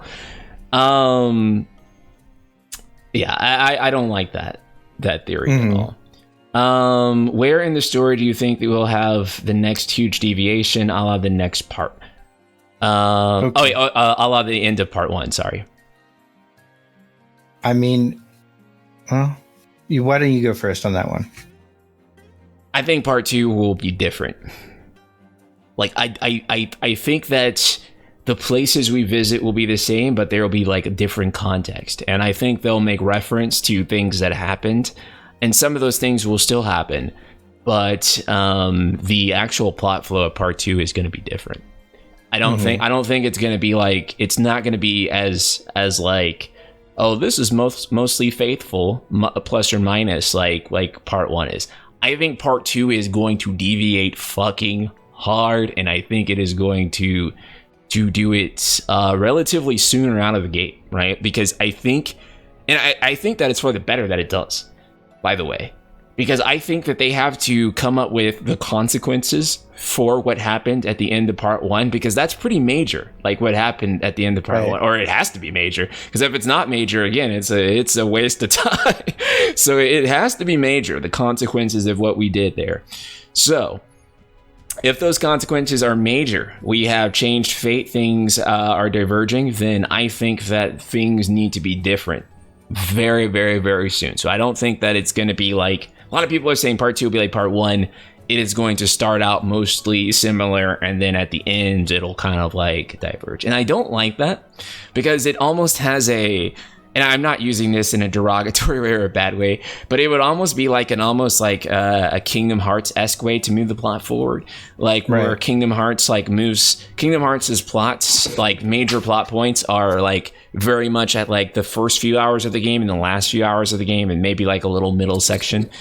And I don't think that would be like a good way to move this particular plot forward, right? If like all the actual important impact just happens like right at the tail end of part 2, that would make everything feel like you're really just playing through the remake to get to the sequel part. And I don't think that's a good way to set it up, right? Especially not with the setup they have. So the best thing that they could do to operate with the setup that they have, I think, is to come out of the gate strong with the fact that we have to investigate what the hell is the consequences of having defeated the Arbiters, and what did we do? Like, what did we do? I think that's the biggest question going into part 2. And the mystery surrounding Aerith is also a big part, like going into part 2. And so I actually think that their motivations and what's driving them is almost fundamentally different leaving Calm now than when it was, leaving to Calm, getting to Calm, than it was in the original, right? Because in the original, keep in mind, all that happened was that we fought Motorball and we found out that Sephiroth was still alive because we found President Shinra dead and the Masamune was still in him. So, I mean, and then that prompts Cloud to give his narrative there. But now we got like a whole different thing, right? We have Aerith, who is seemingly more knowledgeable than Cloud. So there's a lot of different motivations just going into it that weren't there before. And the Arbiters too. Like originally we were just trying to investigate Sephiroth still being alive. Now we're investigating Sephiroth still being alive, and what the hell are the Arbiters, and what happens when we kill them, right? So we have 3 big questions instead of 1. So I don't think that you can fundamentally even come out of Midgar and have the same plot flow, because it's a different setup now.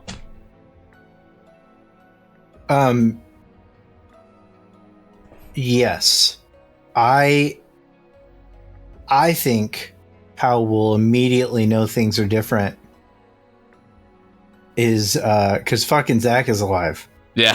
And we're gonna see Zack soon in the story. And I'm not saying he's going to be with the party at all, but I think we're gonna see stuff with him, or we'll play as him, or he teams up with the mysteriously alive Biggs and Wedge that are definitely there for a reason. It fits together kind of nicely, I hate to say. So right off the bat, that's going to feel like a divergence. Other than that, though, I actually think that Cloud's journey will stay seemingly similar for a while. Like, I think we'll get hints, and I think it'll kind of follow the Whispers sort of idea, which is we'll see, a Terrier stamp here and there, but during the flashback, Cloud's flashback, we'll see the Beagle timeline. We'll see the Beagle stamp bag somewhere. And that, by the way, an earlier question, is probably what triggered the flash forward that the very first buzz Cloud has in chapter 1 is when Barrett mentions Stamp. And I think it'll be a callback to Cloud having a memory during the Nibelheim incident involving the Terrier bag, like they're eating the chip bag with Sephiroth and whatever. Like I think that's what that's going to be. So we'll see little variances in the way that, the universe operates during the Nibelheim flashback and Calm. And then I think we'll go, see some strangeness at Calm. Calm might have more development. We might see stuff from the compilation in there. We might get access to Healing Lodge really early. Healing Lodge was formerly like a resort that got turned into a hospital thing, but it was something beforehand. So I think we could see that before we make it to Chocobo Farm. So we're already like kind of seeing new stuff that diverges a little bit. I think it'll ramp up in intensity. Like we'll start seeing more weird, mysterious stuff as we get to like Zolam and as we get to Junon. And then I think it'll just ramp up, like the kind of snowball of differences will sort of culminate. But at the same time, we're getting this constant reminder that there is this narrative change from the end of part 1 in Zack constantly. Yeah. So I can't imagine us just going into it and it's just the same. In fact, I think that a lot of pivotal plot points may actually get pushed forward. I know that sounds crazy. That's kind of a hot take, but I think that some pivotal plot points could move forward. I won't elaborate either. I'll just say that, and I'll let you think on it. Certain people might die. I think it's possible for Eric to die sooner, for example. Mm-hmm. I totally. I'm not ready to accept that yet, just because I think the scene is so iconic that so many people would. There's so much pressure for Square to recreate that scene. Yeah, at that place with that music, with everything. That any changes to that are going to be, you have to be real careful with. But that being said, like I'm not even sure I'm against it. I'm just saying I have some skepticism that they will mess with that scene. Right. So I don't know. I don't know how that is going to work, but I have a good feeling that is something that they might do. If anything, because there's only so many parts they can make across so much time, and I don't know if they could do like 4 or 5 games. But I also have a feeling that part 2 is gonna, despite what Nomad has said, I have a feeling that part 2 will be significantly bigger than part 1 in terms of like what it covers. It almost has to, because if they keep moving at like the rate that they currently are, then it's not going to progress too far. And I think that they're going to. I think part 2 would have to be a much bigger game. When I say bigger game, I mean bigger scope. So not necessarily hours, because I see someone say 10 hours longer. I don't think it'll necessarily have to be longer, because length really isn't. That really doesn't matter. Length is almost arbitrary. Like it depends on it's more like the pacing, right? Because if you think about it, part 1 is a 40-hour game, but really, it's also not that much more than what happened in OG, which was 4 hours. So, and that's what I mean, right? So I think it will be like a much faster pacing. PS5 will allow them to make up the scope and size as well. Not necessarily. Like the platform, they still have to make the stuff. Right, making the stuff is like the hardest part. Yeah, and actually going a generation up makes making the stuff harder and more expensive. It doesn't matter how good the tool is. Like I know that the tool's better and there's more stuff available, but it's still just it's options. Yeah. So, yeah. They could be running on like a supercomputer, really, but like having to make all the assets and stuff is the real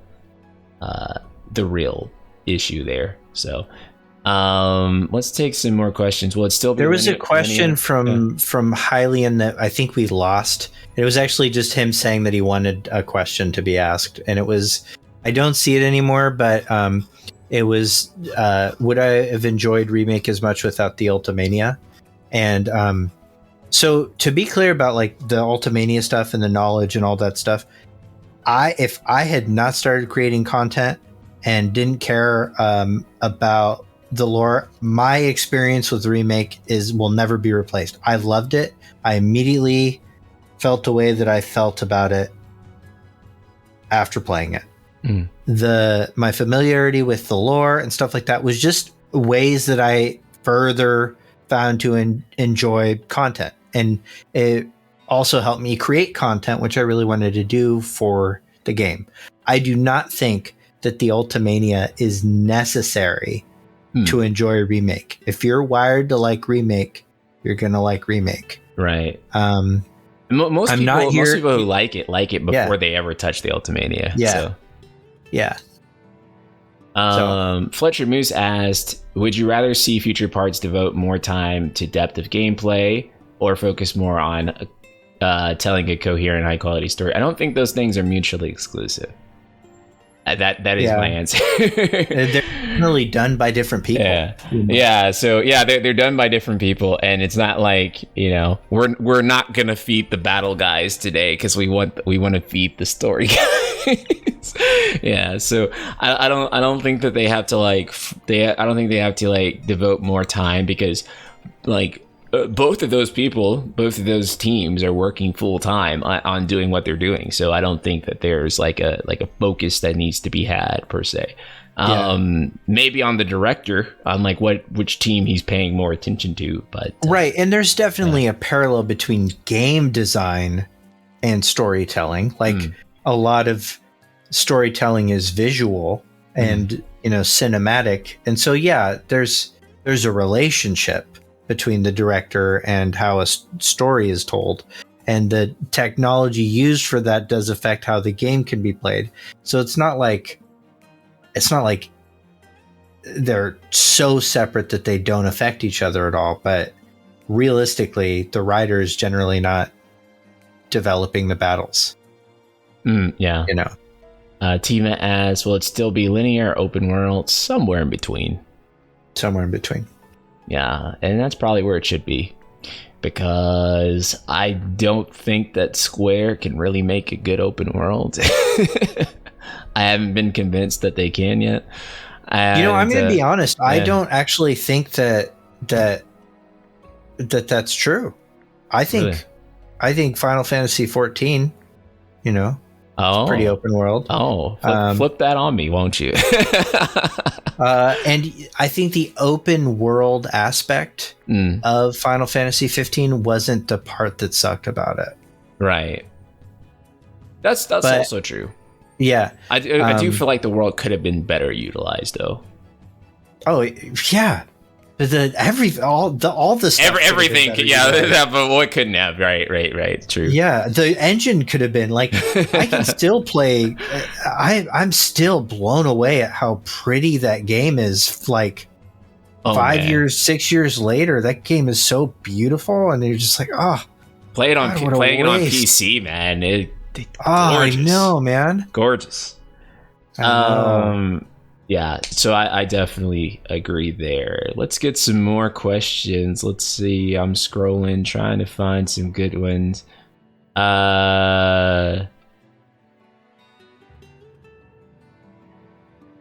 Easy Tone asks, no offense to Nojima, but dialogue has never really been his strength. Why do you think the dialogue writing is so much better, nuanced, and restrained in Remake? I'd rather let you take this. I actually rather like Nojima's dialogue in Traces, but I think you're right. Sometimes that doesn't translate well to spoken. But I think the answer is real simple: is he crowdsourced a lot of it. Like if you watch his interviews, he ran all of these lines by people to see if they were liked. Like, and you know what he did is he got a lot of female perspective, which I think was really sharp of him. Yeah. Because he really wanted the characters to be perceived a certain way, and he would make sure that the dialogue he chose for them would allow that. Like particularly Cloud, like a lot of lines were adjusted because they made Cloud look too one way or another. And it was really important to him that this idea he had for how the characters came across. And so he asked a lot of questions from people from varying backgrounds, which is a good way when doing dialogue to accurately convey character. Yeah. So that might be why. My answer would have been way worse. My answer would have been like, to me, it's not like much better or worse than Final Fantasy X. But that, people are probably going to come after me for that. Man, I don't know. Yeah, but to me, like Remake's dialogue's like, it's on par with 10. I like 10. So don't think that's not an insult by any means. But that's just saying. Don't do the laugh thing. Yeah, that's just saying that I don't think it's like it's hard to compare them too, because one was much better localized. Yeah. The remake was definitely much better localized for sure. But and in fairness, 10 was like the first time they were like really localizing a voiced game like that. I don't. Dude McGuy says I don't think that FF10 had bad dialogue, bad delivery sometimes. Yeah, and then that's it. Yeah, I think that it's kind of like it's like maybe like a slightly better version of that to me. I don't think, to me, like I don't really perceive it much as like a jump in like quality for like the dialogue that he's written. I just think that it's just on par for the dialogue that he writes. And I don't know if I agree that like his dialogue is like necessarily terrible. I think it's decent. Like I think if you play like a lot of JRPGs like I do, I think that Nojima's dialogue is like, I think his dialogue is actually pretty good for JRPGs. I don't think it's the best, but it's so hard to tell. It's so hard to tell. Right. It's also very hard to tell, right? Because we're getting somebody else's interpretation, right? Because that's how localization works. And so unless you know Japanese and you actually do it. Ultima 786, I'm gonna stop you right there. People regularly praise Remake's writing. I don't give a fuck. I don't care what other people think. I genuinely don't. I don't care if everyone in the world like thinks that way. That is not going to make me go, oh, I'm wrong because everyone else thinks that way. And if you think that way, then that's a very cowardice way of thinking, because you think whatever people like regularly say is automatically true. So yeah, that's that. I'm not sure that's what he meant, but I don't think he thinks that way. Ultima's I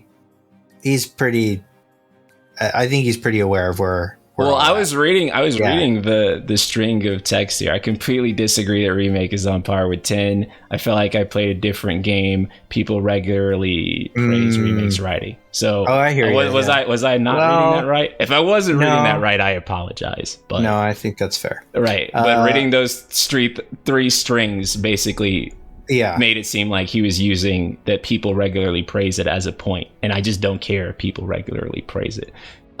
Because you know what games are more regularly praised than Final Fantasy? Call of Duty. Ones. Yeah, Call of Duty and a bunch of other games we consider trash. So I just don't care if everyone else says it's like, you know, I just don't care. Like what everyone else thinks. I think people praise Remake's writing, but what they are really praising is the characterization, which is not the same thing. Writing is much more broad. Yeah. And I didn't even, I guess Ultima like interpreted that as like a bad thing. That I said that it's like it's on par with like what I feel like the rest of Nojima's writing was. That was not a bad thing, like that I was saying there. Yeah, I'm just saying that I think it's very much his work, and I think that his work is better than most JRPGs that I play. So I just don't know how that shouldn't be offensive. 10's one of my favorite games, yeah. So that's like. 10 is one of the most, speaking of universal, 10 is one of the most universally liked games in history. Yeah.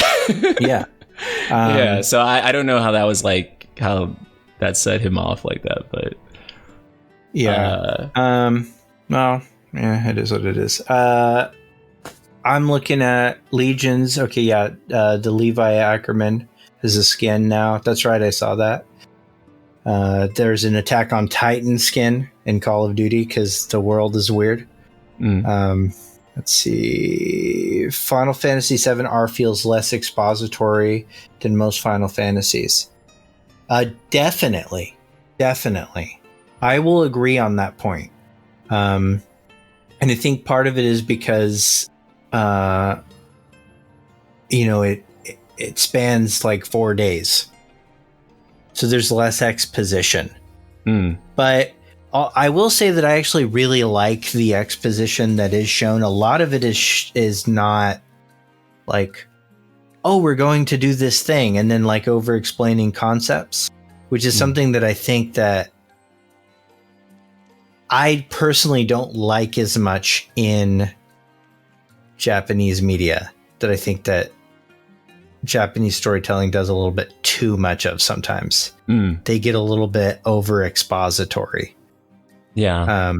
And I'm spoiled, like we're spoiled here. Like, there's so many shows that like the editing is now like a hard science, that a lot of information can be conveyed very quickly with really, really incredible cinematic editing. So we can get like, movies that feel like would have taken 4 hours to tell the story. Like No Way Home. I know we're bringing up No Way Home's a good example of this. Like that's like a 4-hour movie packed into 2.5 hours, just with really solid exposition. And, I do like that 7R was able to pack a lot of exposition in, with quick edits and just sort of like, by moving you around, that we could focus on character moments instead. I thought that was a good play. However, I don't think it's going to be the same way in part 2. I think it will shift necessarily to more exposition, because now like we're going around the world like we're now spanning weeks instead of days. Like it's a much more expanded experience. And so to drive us to different locations, like cities instead of sectors, you need more exposition. So, right. Yeah. Ultima had said, I'm not offended. Good. Cause I didn't really mean to offend you. I just wanted you to know that I don't care if everyone in the world in back prays. It's just something that still doesn't make me inclined to agree or disagree with it. I just feel like I'm living a different universe than you right now. I mean, I feel like that all the time. I just recently finished 10, was astounded at how quirky the writing and presentation of 10 was. I love 10, but compared to Remake, all good, but I respectfully disagree. If I were to use an example, that's kind of how I felt like coming off of like Endwalker to Remake, honestly, was that like I felt like a lot of the writing and dialogue in Remake was kind of quirky and weird, coming off of something like Shadowbringers and Endwalker, where the dialogue is so sublime that you could literally play, like you could have Artbert talking about nothing. Artbert could be reading the encyclopedia and it would just be like heavenly. So the way you feel about that is the way I feel coming off of, Natsuko Ishikawa's dialogue back into Remake, right? So And again, that's not even to say that Remake has bad dialogue, because that's definitely not even what I'm saying. I'm just saying that, they're very, very different things. Like, and they should be, right? Yeah, they should be. Like, I don't want my Final Fantasy VII to be like 14. I don't want my Final Fantasy 14 to be like Final Fantasy 7. I want them to be their things. Right. You know? Right. Yeah. So that's all. That's the only point that I wanted to make there. By the way, and like I said, I still think that Nojima's dialogue is like, it's still better than like 90% of like what you see in JRPGs. I don't want to name any specific franchises, because if I do, that would then they start coming for you. Right. You in particular could probably think of like some that like come to mind for me about it. So I would much rather listen to 7R's stuff, like all any day over. Yeah, over. Yeah. I am just, I'll be honest, like I nothing has connected me more to Night Sky Prince than the feeling that I got when I would play Tales of Arise, and then I would go on the internet and see people praising its dialogue and its story, and I felt like I had been isekai'd into a completely different universe. Like, I felt like I was being gaslit, and I was just like, man, this must be what Prince feels like with Remake. Like, this has to be it. Yeah. And, because I played Tales of Rise. I'm like, this has got to have been made by like an AI anime writer. Like they've got to have finally cracked the code of how to just like put all the tropes into a thing and then press the button. And that's what this was like. Yeah. And then throw in just like an ounce of Xenogears, which is like 25 years old, you know? Yeah. And, but a lot of, I love the game. I played, you know, like exactly like you with Remake. Like, you know, I love the combat. I love the game. I was like astounded by the visuals. Like, this is so much fun. Like, I platinumed it. Like, I had no reason to platinum. One of the things to platinum the game is to go through 500 cutscenes. I went through 500 cutscenes because I love the game so much, even though I hated the dialogue and the acting and all the stuff about it. You know, and so I gained a sympathy for you, and I'm not saying that you feel that way about Tales, right? Because I wouldn't do that to you, right? Be mean to me. Question for Baby Seal: what do you think? Sephiroth's 7 seconds till the end. We have an objective answer to that. That's 7 seconds before the planet is destroyed, right?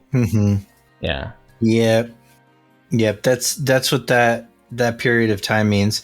It could have multiple meanings though. People immediately started selectively editing the Aerith death scene and said that it takes 7 seconds for him to fall. But that's not universal at all. Yeah. It can take anywhere from 6 to 12 seconds depending on the YouTube video you time. So but it says in the actual slide for the chapter description that which you can look at in the game menu in the 7 seconds before the world is destroyed by meteor, and then that's, you know, kind of confirmed elsewhere. And that's what I think. And like even it trying to mean like Aerith's death, that just feels so arbitrary, because it's kind of like, first of all, how do you even reasonably time that, right? Like from the start of the FMV till she dies, and there's no way to accurately even like that's a fun theory, but like once you find out 7 seconds until the world end, that actually makes a lot more sense. Just joined, sorry if this has already been asked, but I noticed a more reliance on grunts instead of dialogue. Any insight on why this is more apparent in FF7R and KH3 than 14 or even 13? Haven't played 15 yet. I don't really know about 13 has a lot of other, let's just say, anime inspired issues. But in terms of like grunts and stuff, I would say 15 has them, 7R has them too. The reason 14 doesn't have them is because 14, the way they voice it over, there wouldn't be any room for grunts with 14. Right. There's too much dialogue. Two. Right. Yeah. Yeah. Yeah. They don't like. Yeah. It wouldn't make sense for the way 14 works. But yeah, the reason why they have a lot of grunts is just because it's a Japanese thing. I think that's like the only real way to answer that question. I'm not a fan either, to be clear. There is a mod in the works that removes grunts from the PC version. And if I'm honest, like, again, this is like one of those things where there are worse JRPGs about this. So yeah. it's just you kind of get used to it. Yeah, you kind of get used to it. It wasn't even something that I honestly noticed until, like, once it was pointed out to me. I definitely, like, I noticed it, like, for sure. And I was like, damn, this really is everywhere. But Donkey really drove it home. Yeah, with his But he memeified it.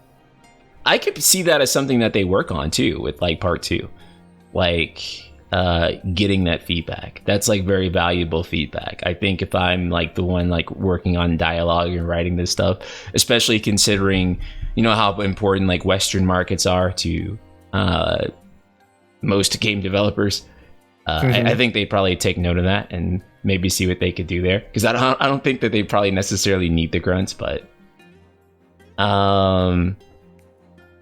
yeah, you guys keep the questions coming. I'd like to take like maybe like 3 more questions if we could. 3 more big boys if we could. Ask some really good stuff. Yeah, just right? Be as mean as you can to me if you want. I don't care. I need it. Like, seriously, I thrive on it. Yeah. Intermission has those grunts. I'll bring that up while people come up with questions. Is that every issue I personally had with Remake feels like it's addressed with intermission, which is another thing that gives me confidence in the project. And for you, I think nothing is there that can bother you, but you'll also see that stuff like aerial combat is fixed. A lot of like there are less grunts, and then even like pacing, it just feels better. Like it feels like they're trying to set a precedent. Fits of Rage has a question. Legions. Keep them coming. Keep them coming, because I'm gonna pick whichever ones I feel are the best. So just ask whatever. I'll take this one from Ultima real quick. How did you like the presentation of Remake cutscenes? That stuff's great, dude. That stuff's like top of the line, best in industry type stuff. As good as probably any Japanese developer is putting out. Yeah. But I'll also say that I really don't prioritize that stuff at all. Like, it's not a very big deal for me personally. So like I know for like certain people like Phil, like they'll be like way into like the cinematography, which I am into for films and stuff. But I'm a JRPG nerd, so I'm used to like, you know, like 2 motherfuckers standing in a room with bare minimum animations and text boxes conveying the story, and it being mostly like a novel.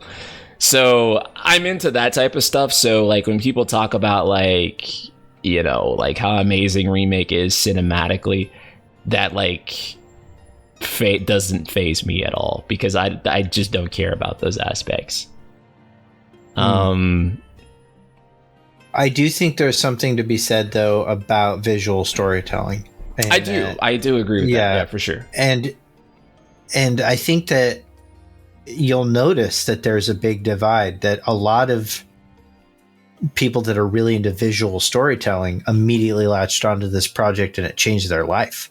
Like Sleep Easy is actually a good example of this. He wasn't that into Final Fantasy VII until Remake. Remake was so interesting visually and he's a visual design guy. He went to film school. He was going to create a animation and stuff like that, and he's a great artist. He was so intrigued by the way that the story was told visually, like the way that he saw the purple mass in the center of the Harbinger, which he kind of theorized was built like a cage, for Sephiroth.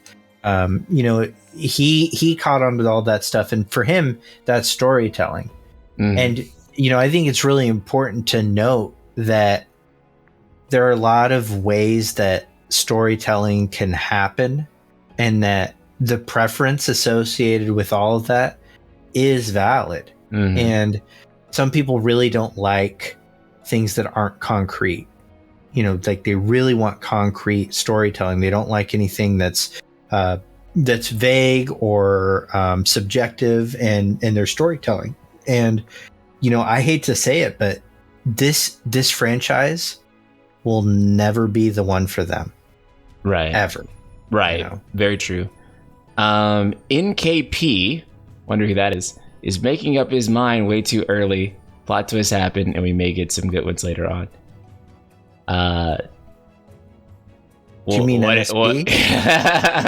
He hasn't made up his mind about anything. He's talking about. What did I make my mind on? What did I?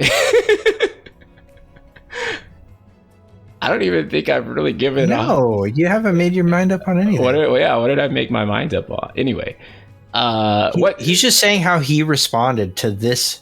Right. Okay. I won't. You know how. Yeah. to make it clear, I'm not saying that like that wasn't like like I don't care about maybe it's talking about like the cinematography thing or like the cinematic nature of like the cutscenes. To clarify, I'm just saying like that's not necessarily like what impresses me from like a game design and like game storytelling perspective. Like I'm not impressed by how much like AAA money like you could throw at that stuff, right? Like that doesn't necessarily like grip me personally. I understand that it grips quite a number of people, which is why they spend so many millions of dollars. The masses, millions of other people, billions of other people are very much interested in that. I play an MMORPG that has like where I can count the pixels in the character's hair, and a lot of cutscenes are unvoiced, and I think it's like the best story in a video game. So I care more about the actual storytelling, the story that's actually being told, the dialogue, how that story is conveyed through gameplay and through like the actual storytelling. I care more about the soul. I don't care about the AAA-ness, right? Because if we were just focused on the graphical prowess and the graphical presentation, Final Fantasy 13 is amazing. It's one of the best games of last gen by that logic by default, right? And yet you probably wouldn't disagree with that, or you probably would disagree with that. And if you do, good, you shouldn't agree with that statement because it's absolutely not. I just don't care about graphical prowess. If it was, The Last of Us 2 would be the greatest video game of all time, because that game probably is the prettiest game I've ever seen. Like in terms of like the graphics in that game and some of the cinematography stuff that I've seen, it is. Really? Yeah, it's like it's pretty stunning. Like in fact, I thought that part was kind of overrated. I've only watched other people play. To be fair, I thought it was visually kind of mid. Yeah, but like I was disappointed. Oh, really? But yeah. I guess my point here is that like if that stuff matters to you more, or like that's like a top tier thing for you, then why would you even play JRPGs to begin with? Because they all don't really have the same production value as Western games.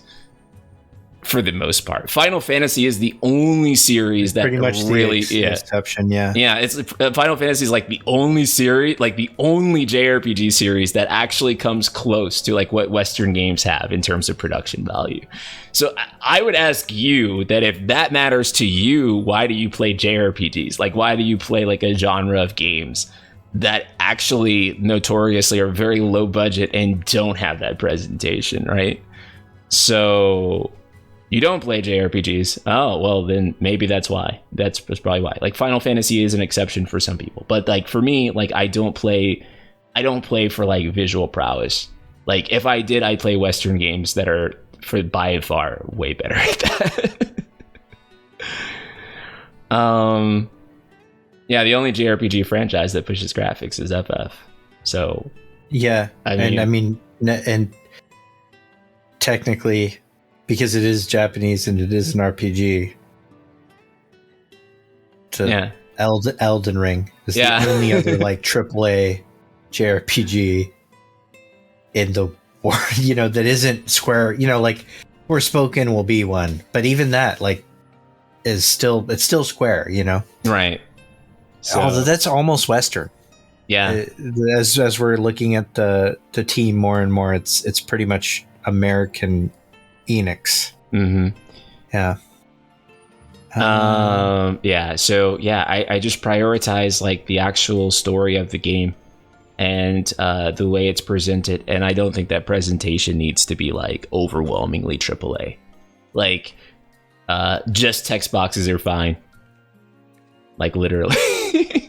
Like I said, you know, 14, a lot of 14's cutscenes are just text boxes and two characters talking, but it's still, I still say like it's the best story in a video game. Yeah, like Trails of Cold Steel, right? Yeah.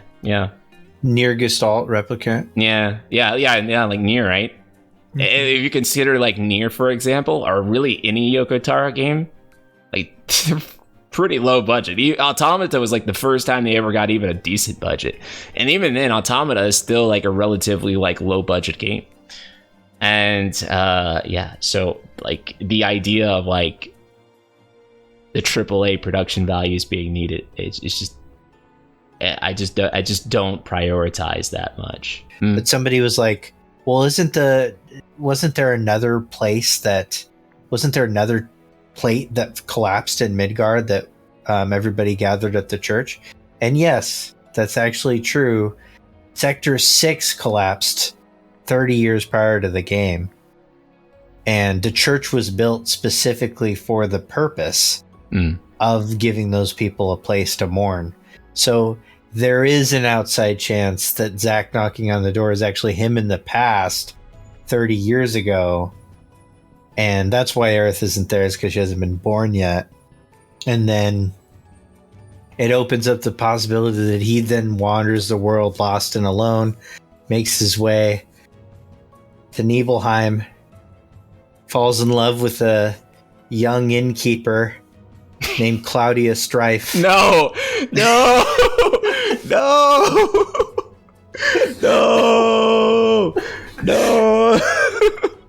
Because we learn in Traces of Two Pasts, that Cloud's dad, he never knew him, but Cloud's dad was a handsome stranger that came in like the wind, fell in love with Claudia when she was working at the inn, and literally just before Cloud was old enough to remember, Dad just takes off. He just goes into the Nibel Mountains and is presumed dead. His stuff is found, but his body is not. No.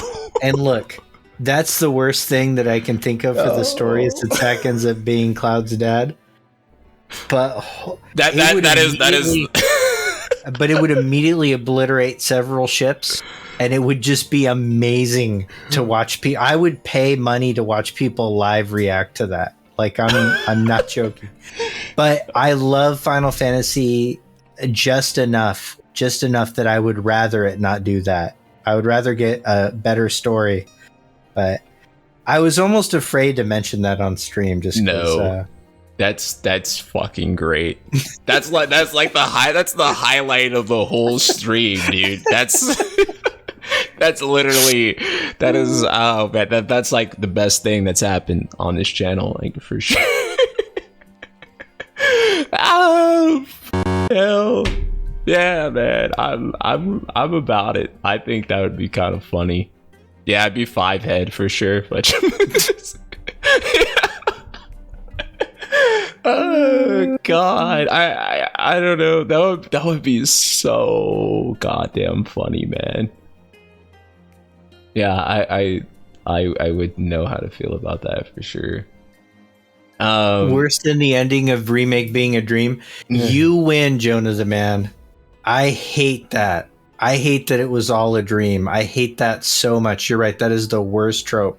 Yeah. And I want to say to Jonah the Man, I've been reading a lot of the stuff that you've said, and I haven't had a chance to like really respond. But it's all smart stuff, and I do like I think of you a lot when I'm thinking about like the direction of the story, and I do think, is Jonah gonna like this? Like I do. I want you to know, like, you've had that kind of impact on me. Is Jonah gonna like the way I think the story is gonna go?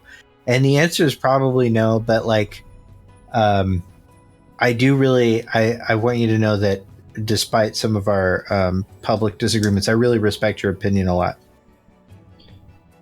Okay, let's take a couple more questions. I got one from Tima. From your praise of intermission, should fans of Remake wait until the DLC re-releases of the next parts come out, since it seems like it'll be more definitive?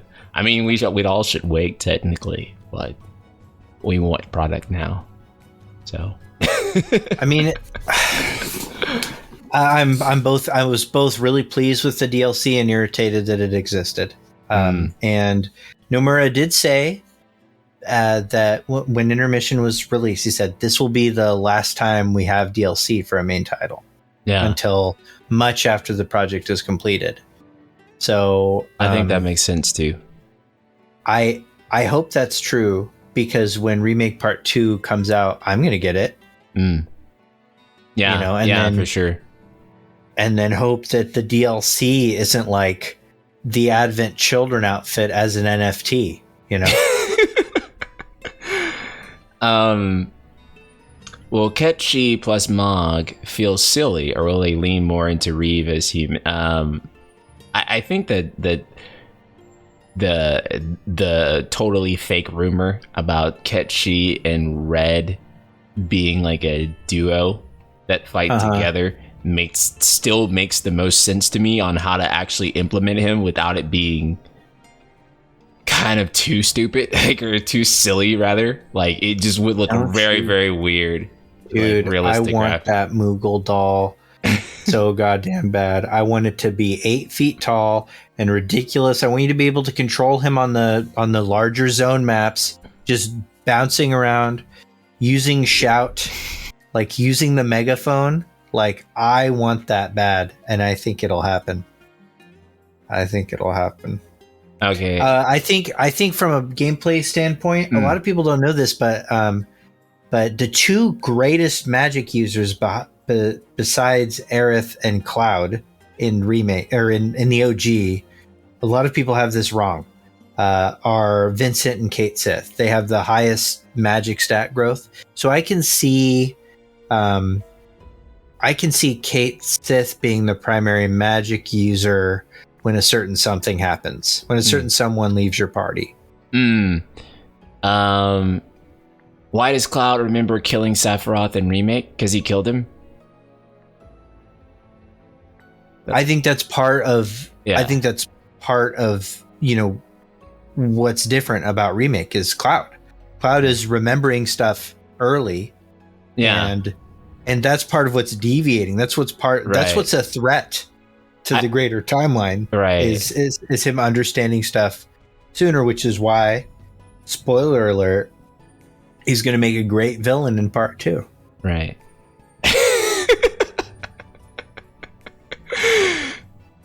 Yeah, that's going to be interesting. I can't wait for your video to drop on that. Yeah, so it wasn't a retcon or anything. Yeah, he kills him in the original too. Like, I don't mean at the end. Like, he like kills him before. Like, that's what the whole thing is about, like, you know, Sephiroth stabbing him and then Cloud somehow like sure, but why? Like, why does he remember? I don't know. Who knows why people are remembering stuff, or he's remembering stuff early, or why people are having future memories or any of that stuff. But Yeah, that Cloud happened in the killed original. him in the Japanese dialogue, but he is supposed to know. Yeah. And we know that because of the Materials Plus Ultimania. So here's another thing. I'll just say this real quick. The Materials Ultimania Plus had the script with the localization notes. And so like there's these red sections that would say help. They would give little plot points that were necessary to understand for the meaning to be fully conveyed. And so when the English localizers added that line, it was for the purpose of allowing the extra context from the localization script to come through. Yeah.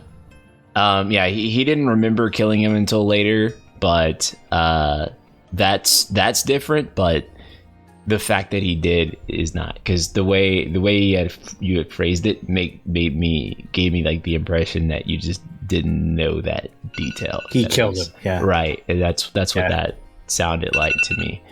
So what's a real juicy one that we can like leave off on? I want you ask like the juicy one. Yeah, the real juicy one. This is a short one. What areas for part 2 do you guys want to see get the wall market treatment that are greatly expanded and reimagined from what OG did? Wu-Tai. Yeah. Wu-Tai could use. I mean, the Wu-Tai is gonna happen. Sounds like that's really gonna happen. Yeah, for sure. Is Scotland real? Who do you guys ship? I'm gonna tell you who I ship. And then I'm gonna answer that other question, and we can call it. Tell you who I ship, okay? And I'm being kind of serious about this. I really want, and don't get mad at me, or you know what? Get mad at me, but don't get mad at Night Sky Prince. Get mad at me. I would like to see there have been a secret relationship, Brokeback Mountain style, and I'm dead serious about this.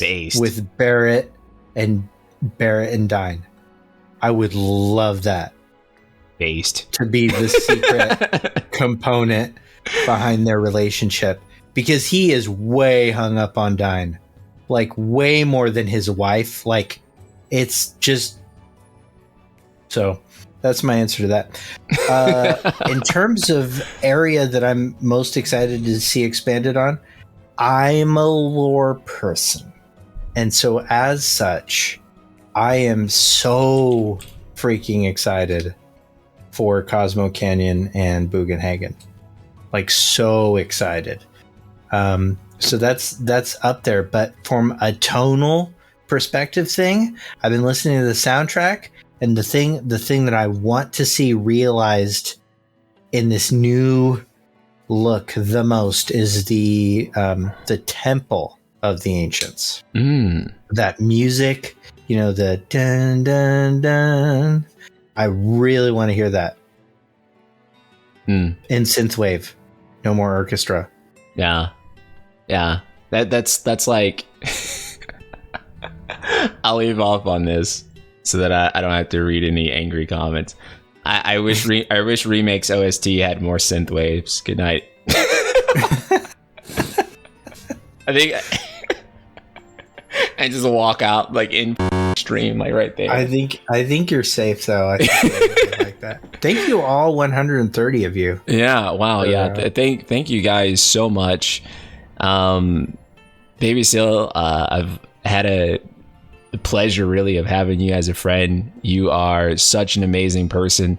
You're honestly what this community like needs, right? Like they you know I love you, bro. They really need a very level-headed person who is able to kind of like talk through a lot of this stuff with a calm head and be able to, you know, articulate things and also articulate actual facts and not not bullshit, because there are so many people that will just get on and just spout bullshit, and you talk facts and you stick in the realm of what's true. And then also I think whenever you assess things, you don't assess them from like a necessarily like biased standpoint which allows me to believe and treat with what you're saying with a lot more. It feels more genuine, let's just say. Yeah, sincerity. Right. I try, yeah. Right. And yeah, you're just the most well-researched person. I love you guys, and I will see you all tomorrow, regular time. All right, later. Bye, guys.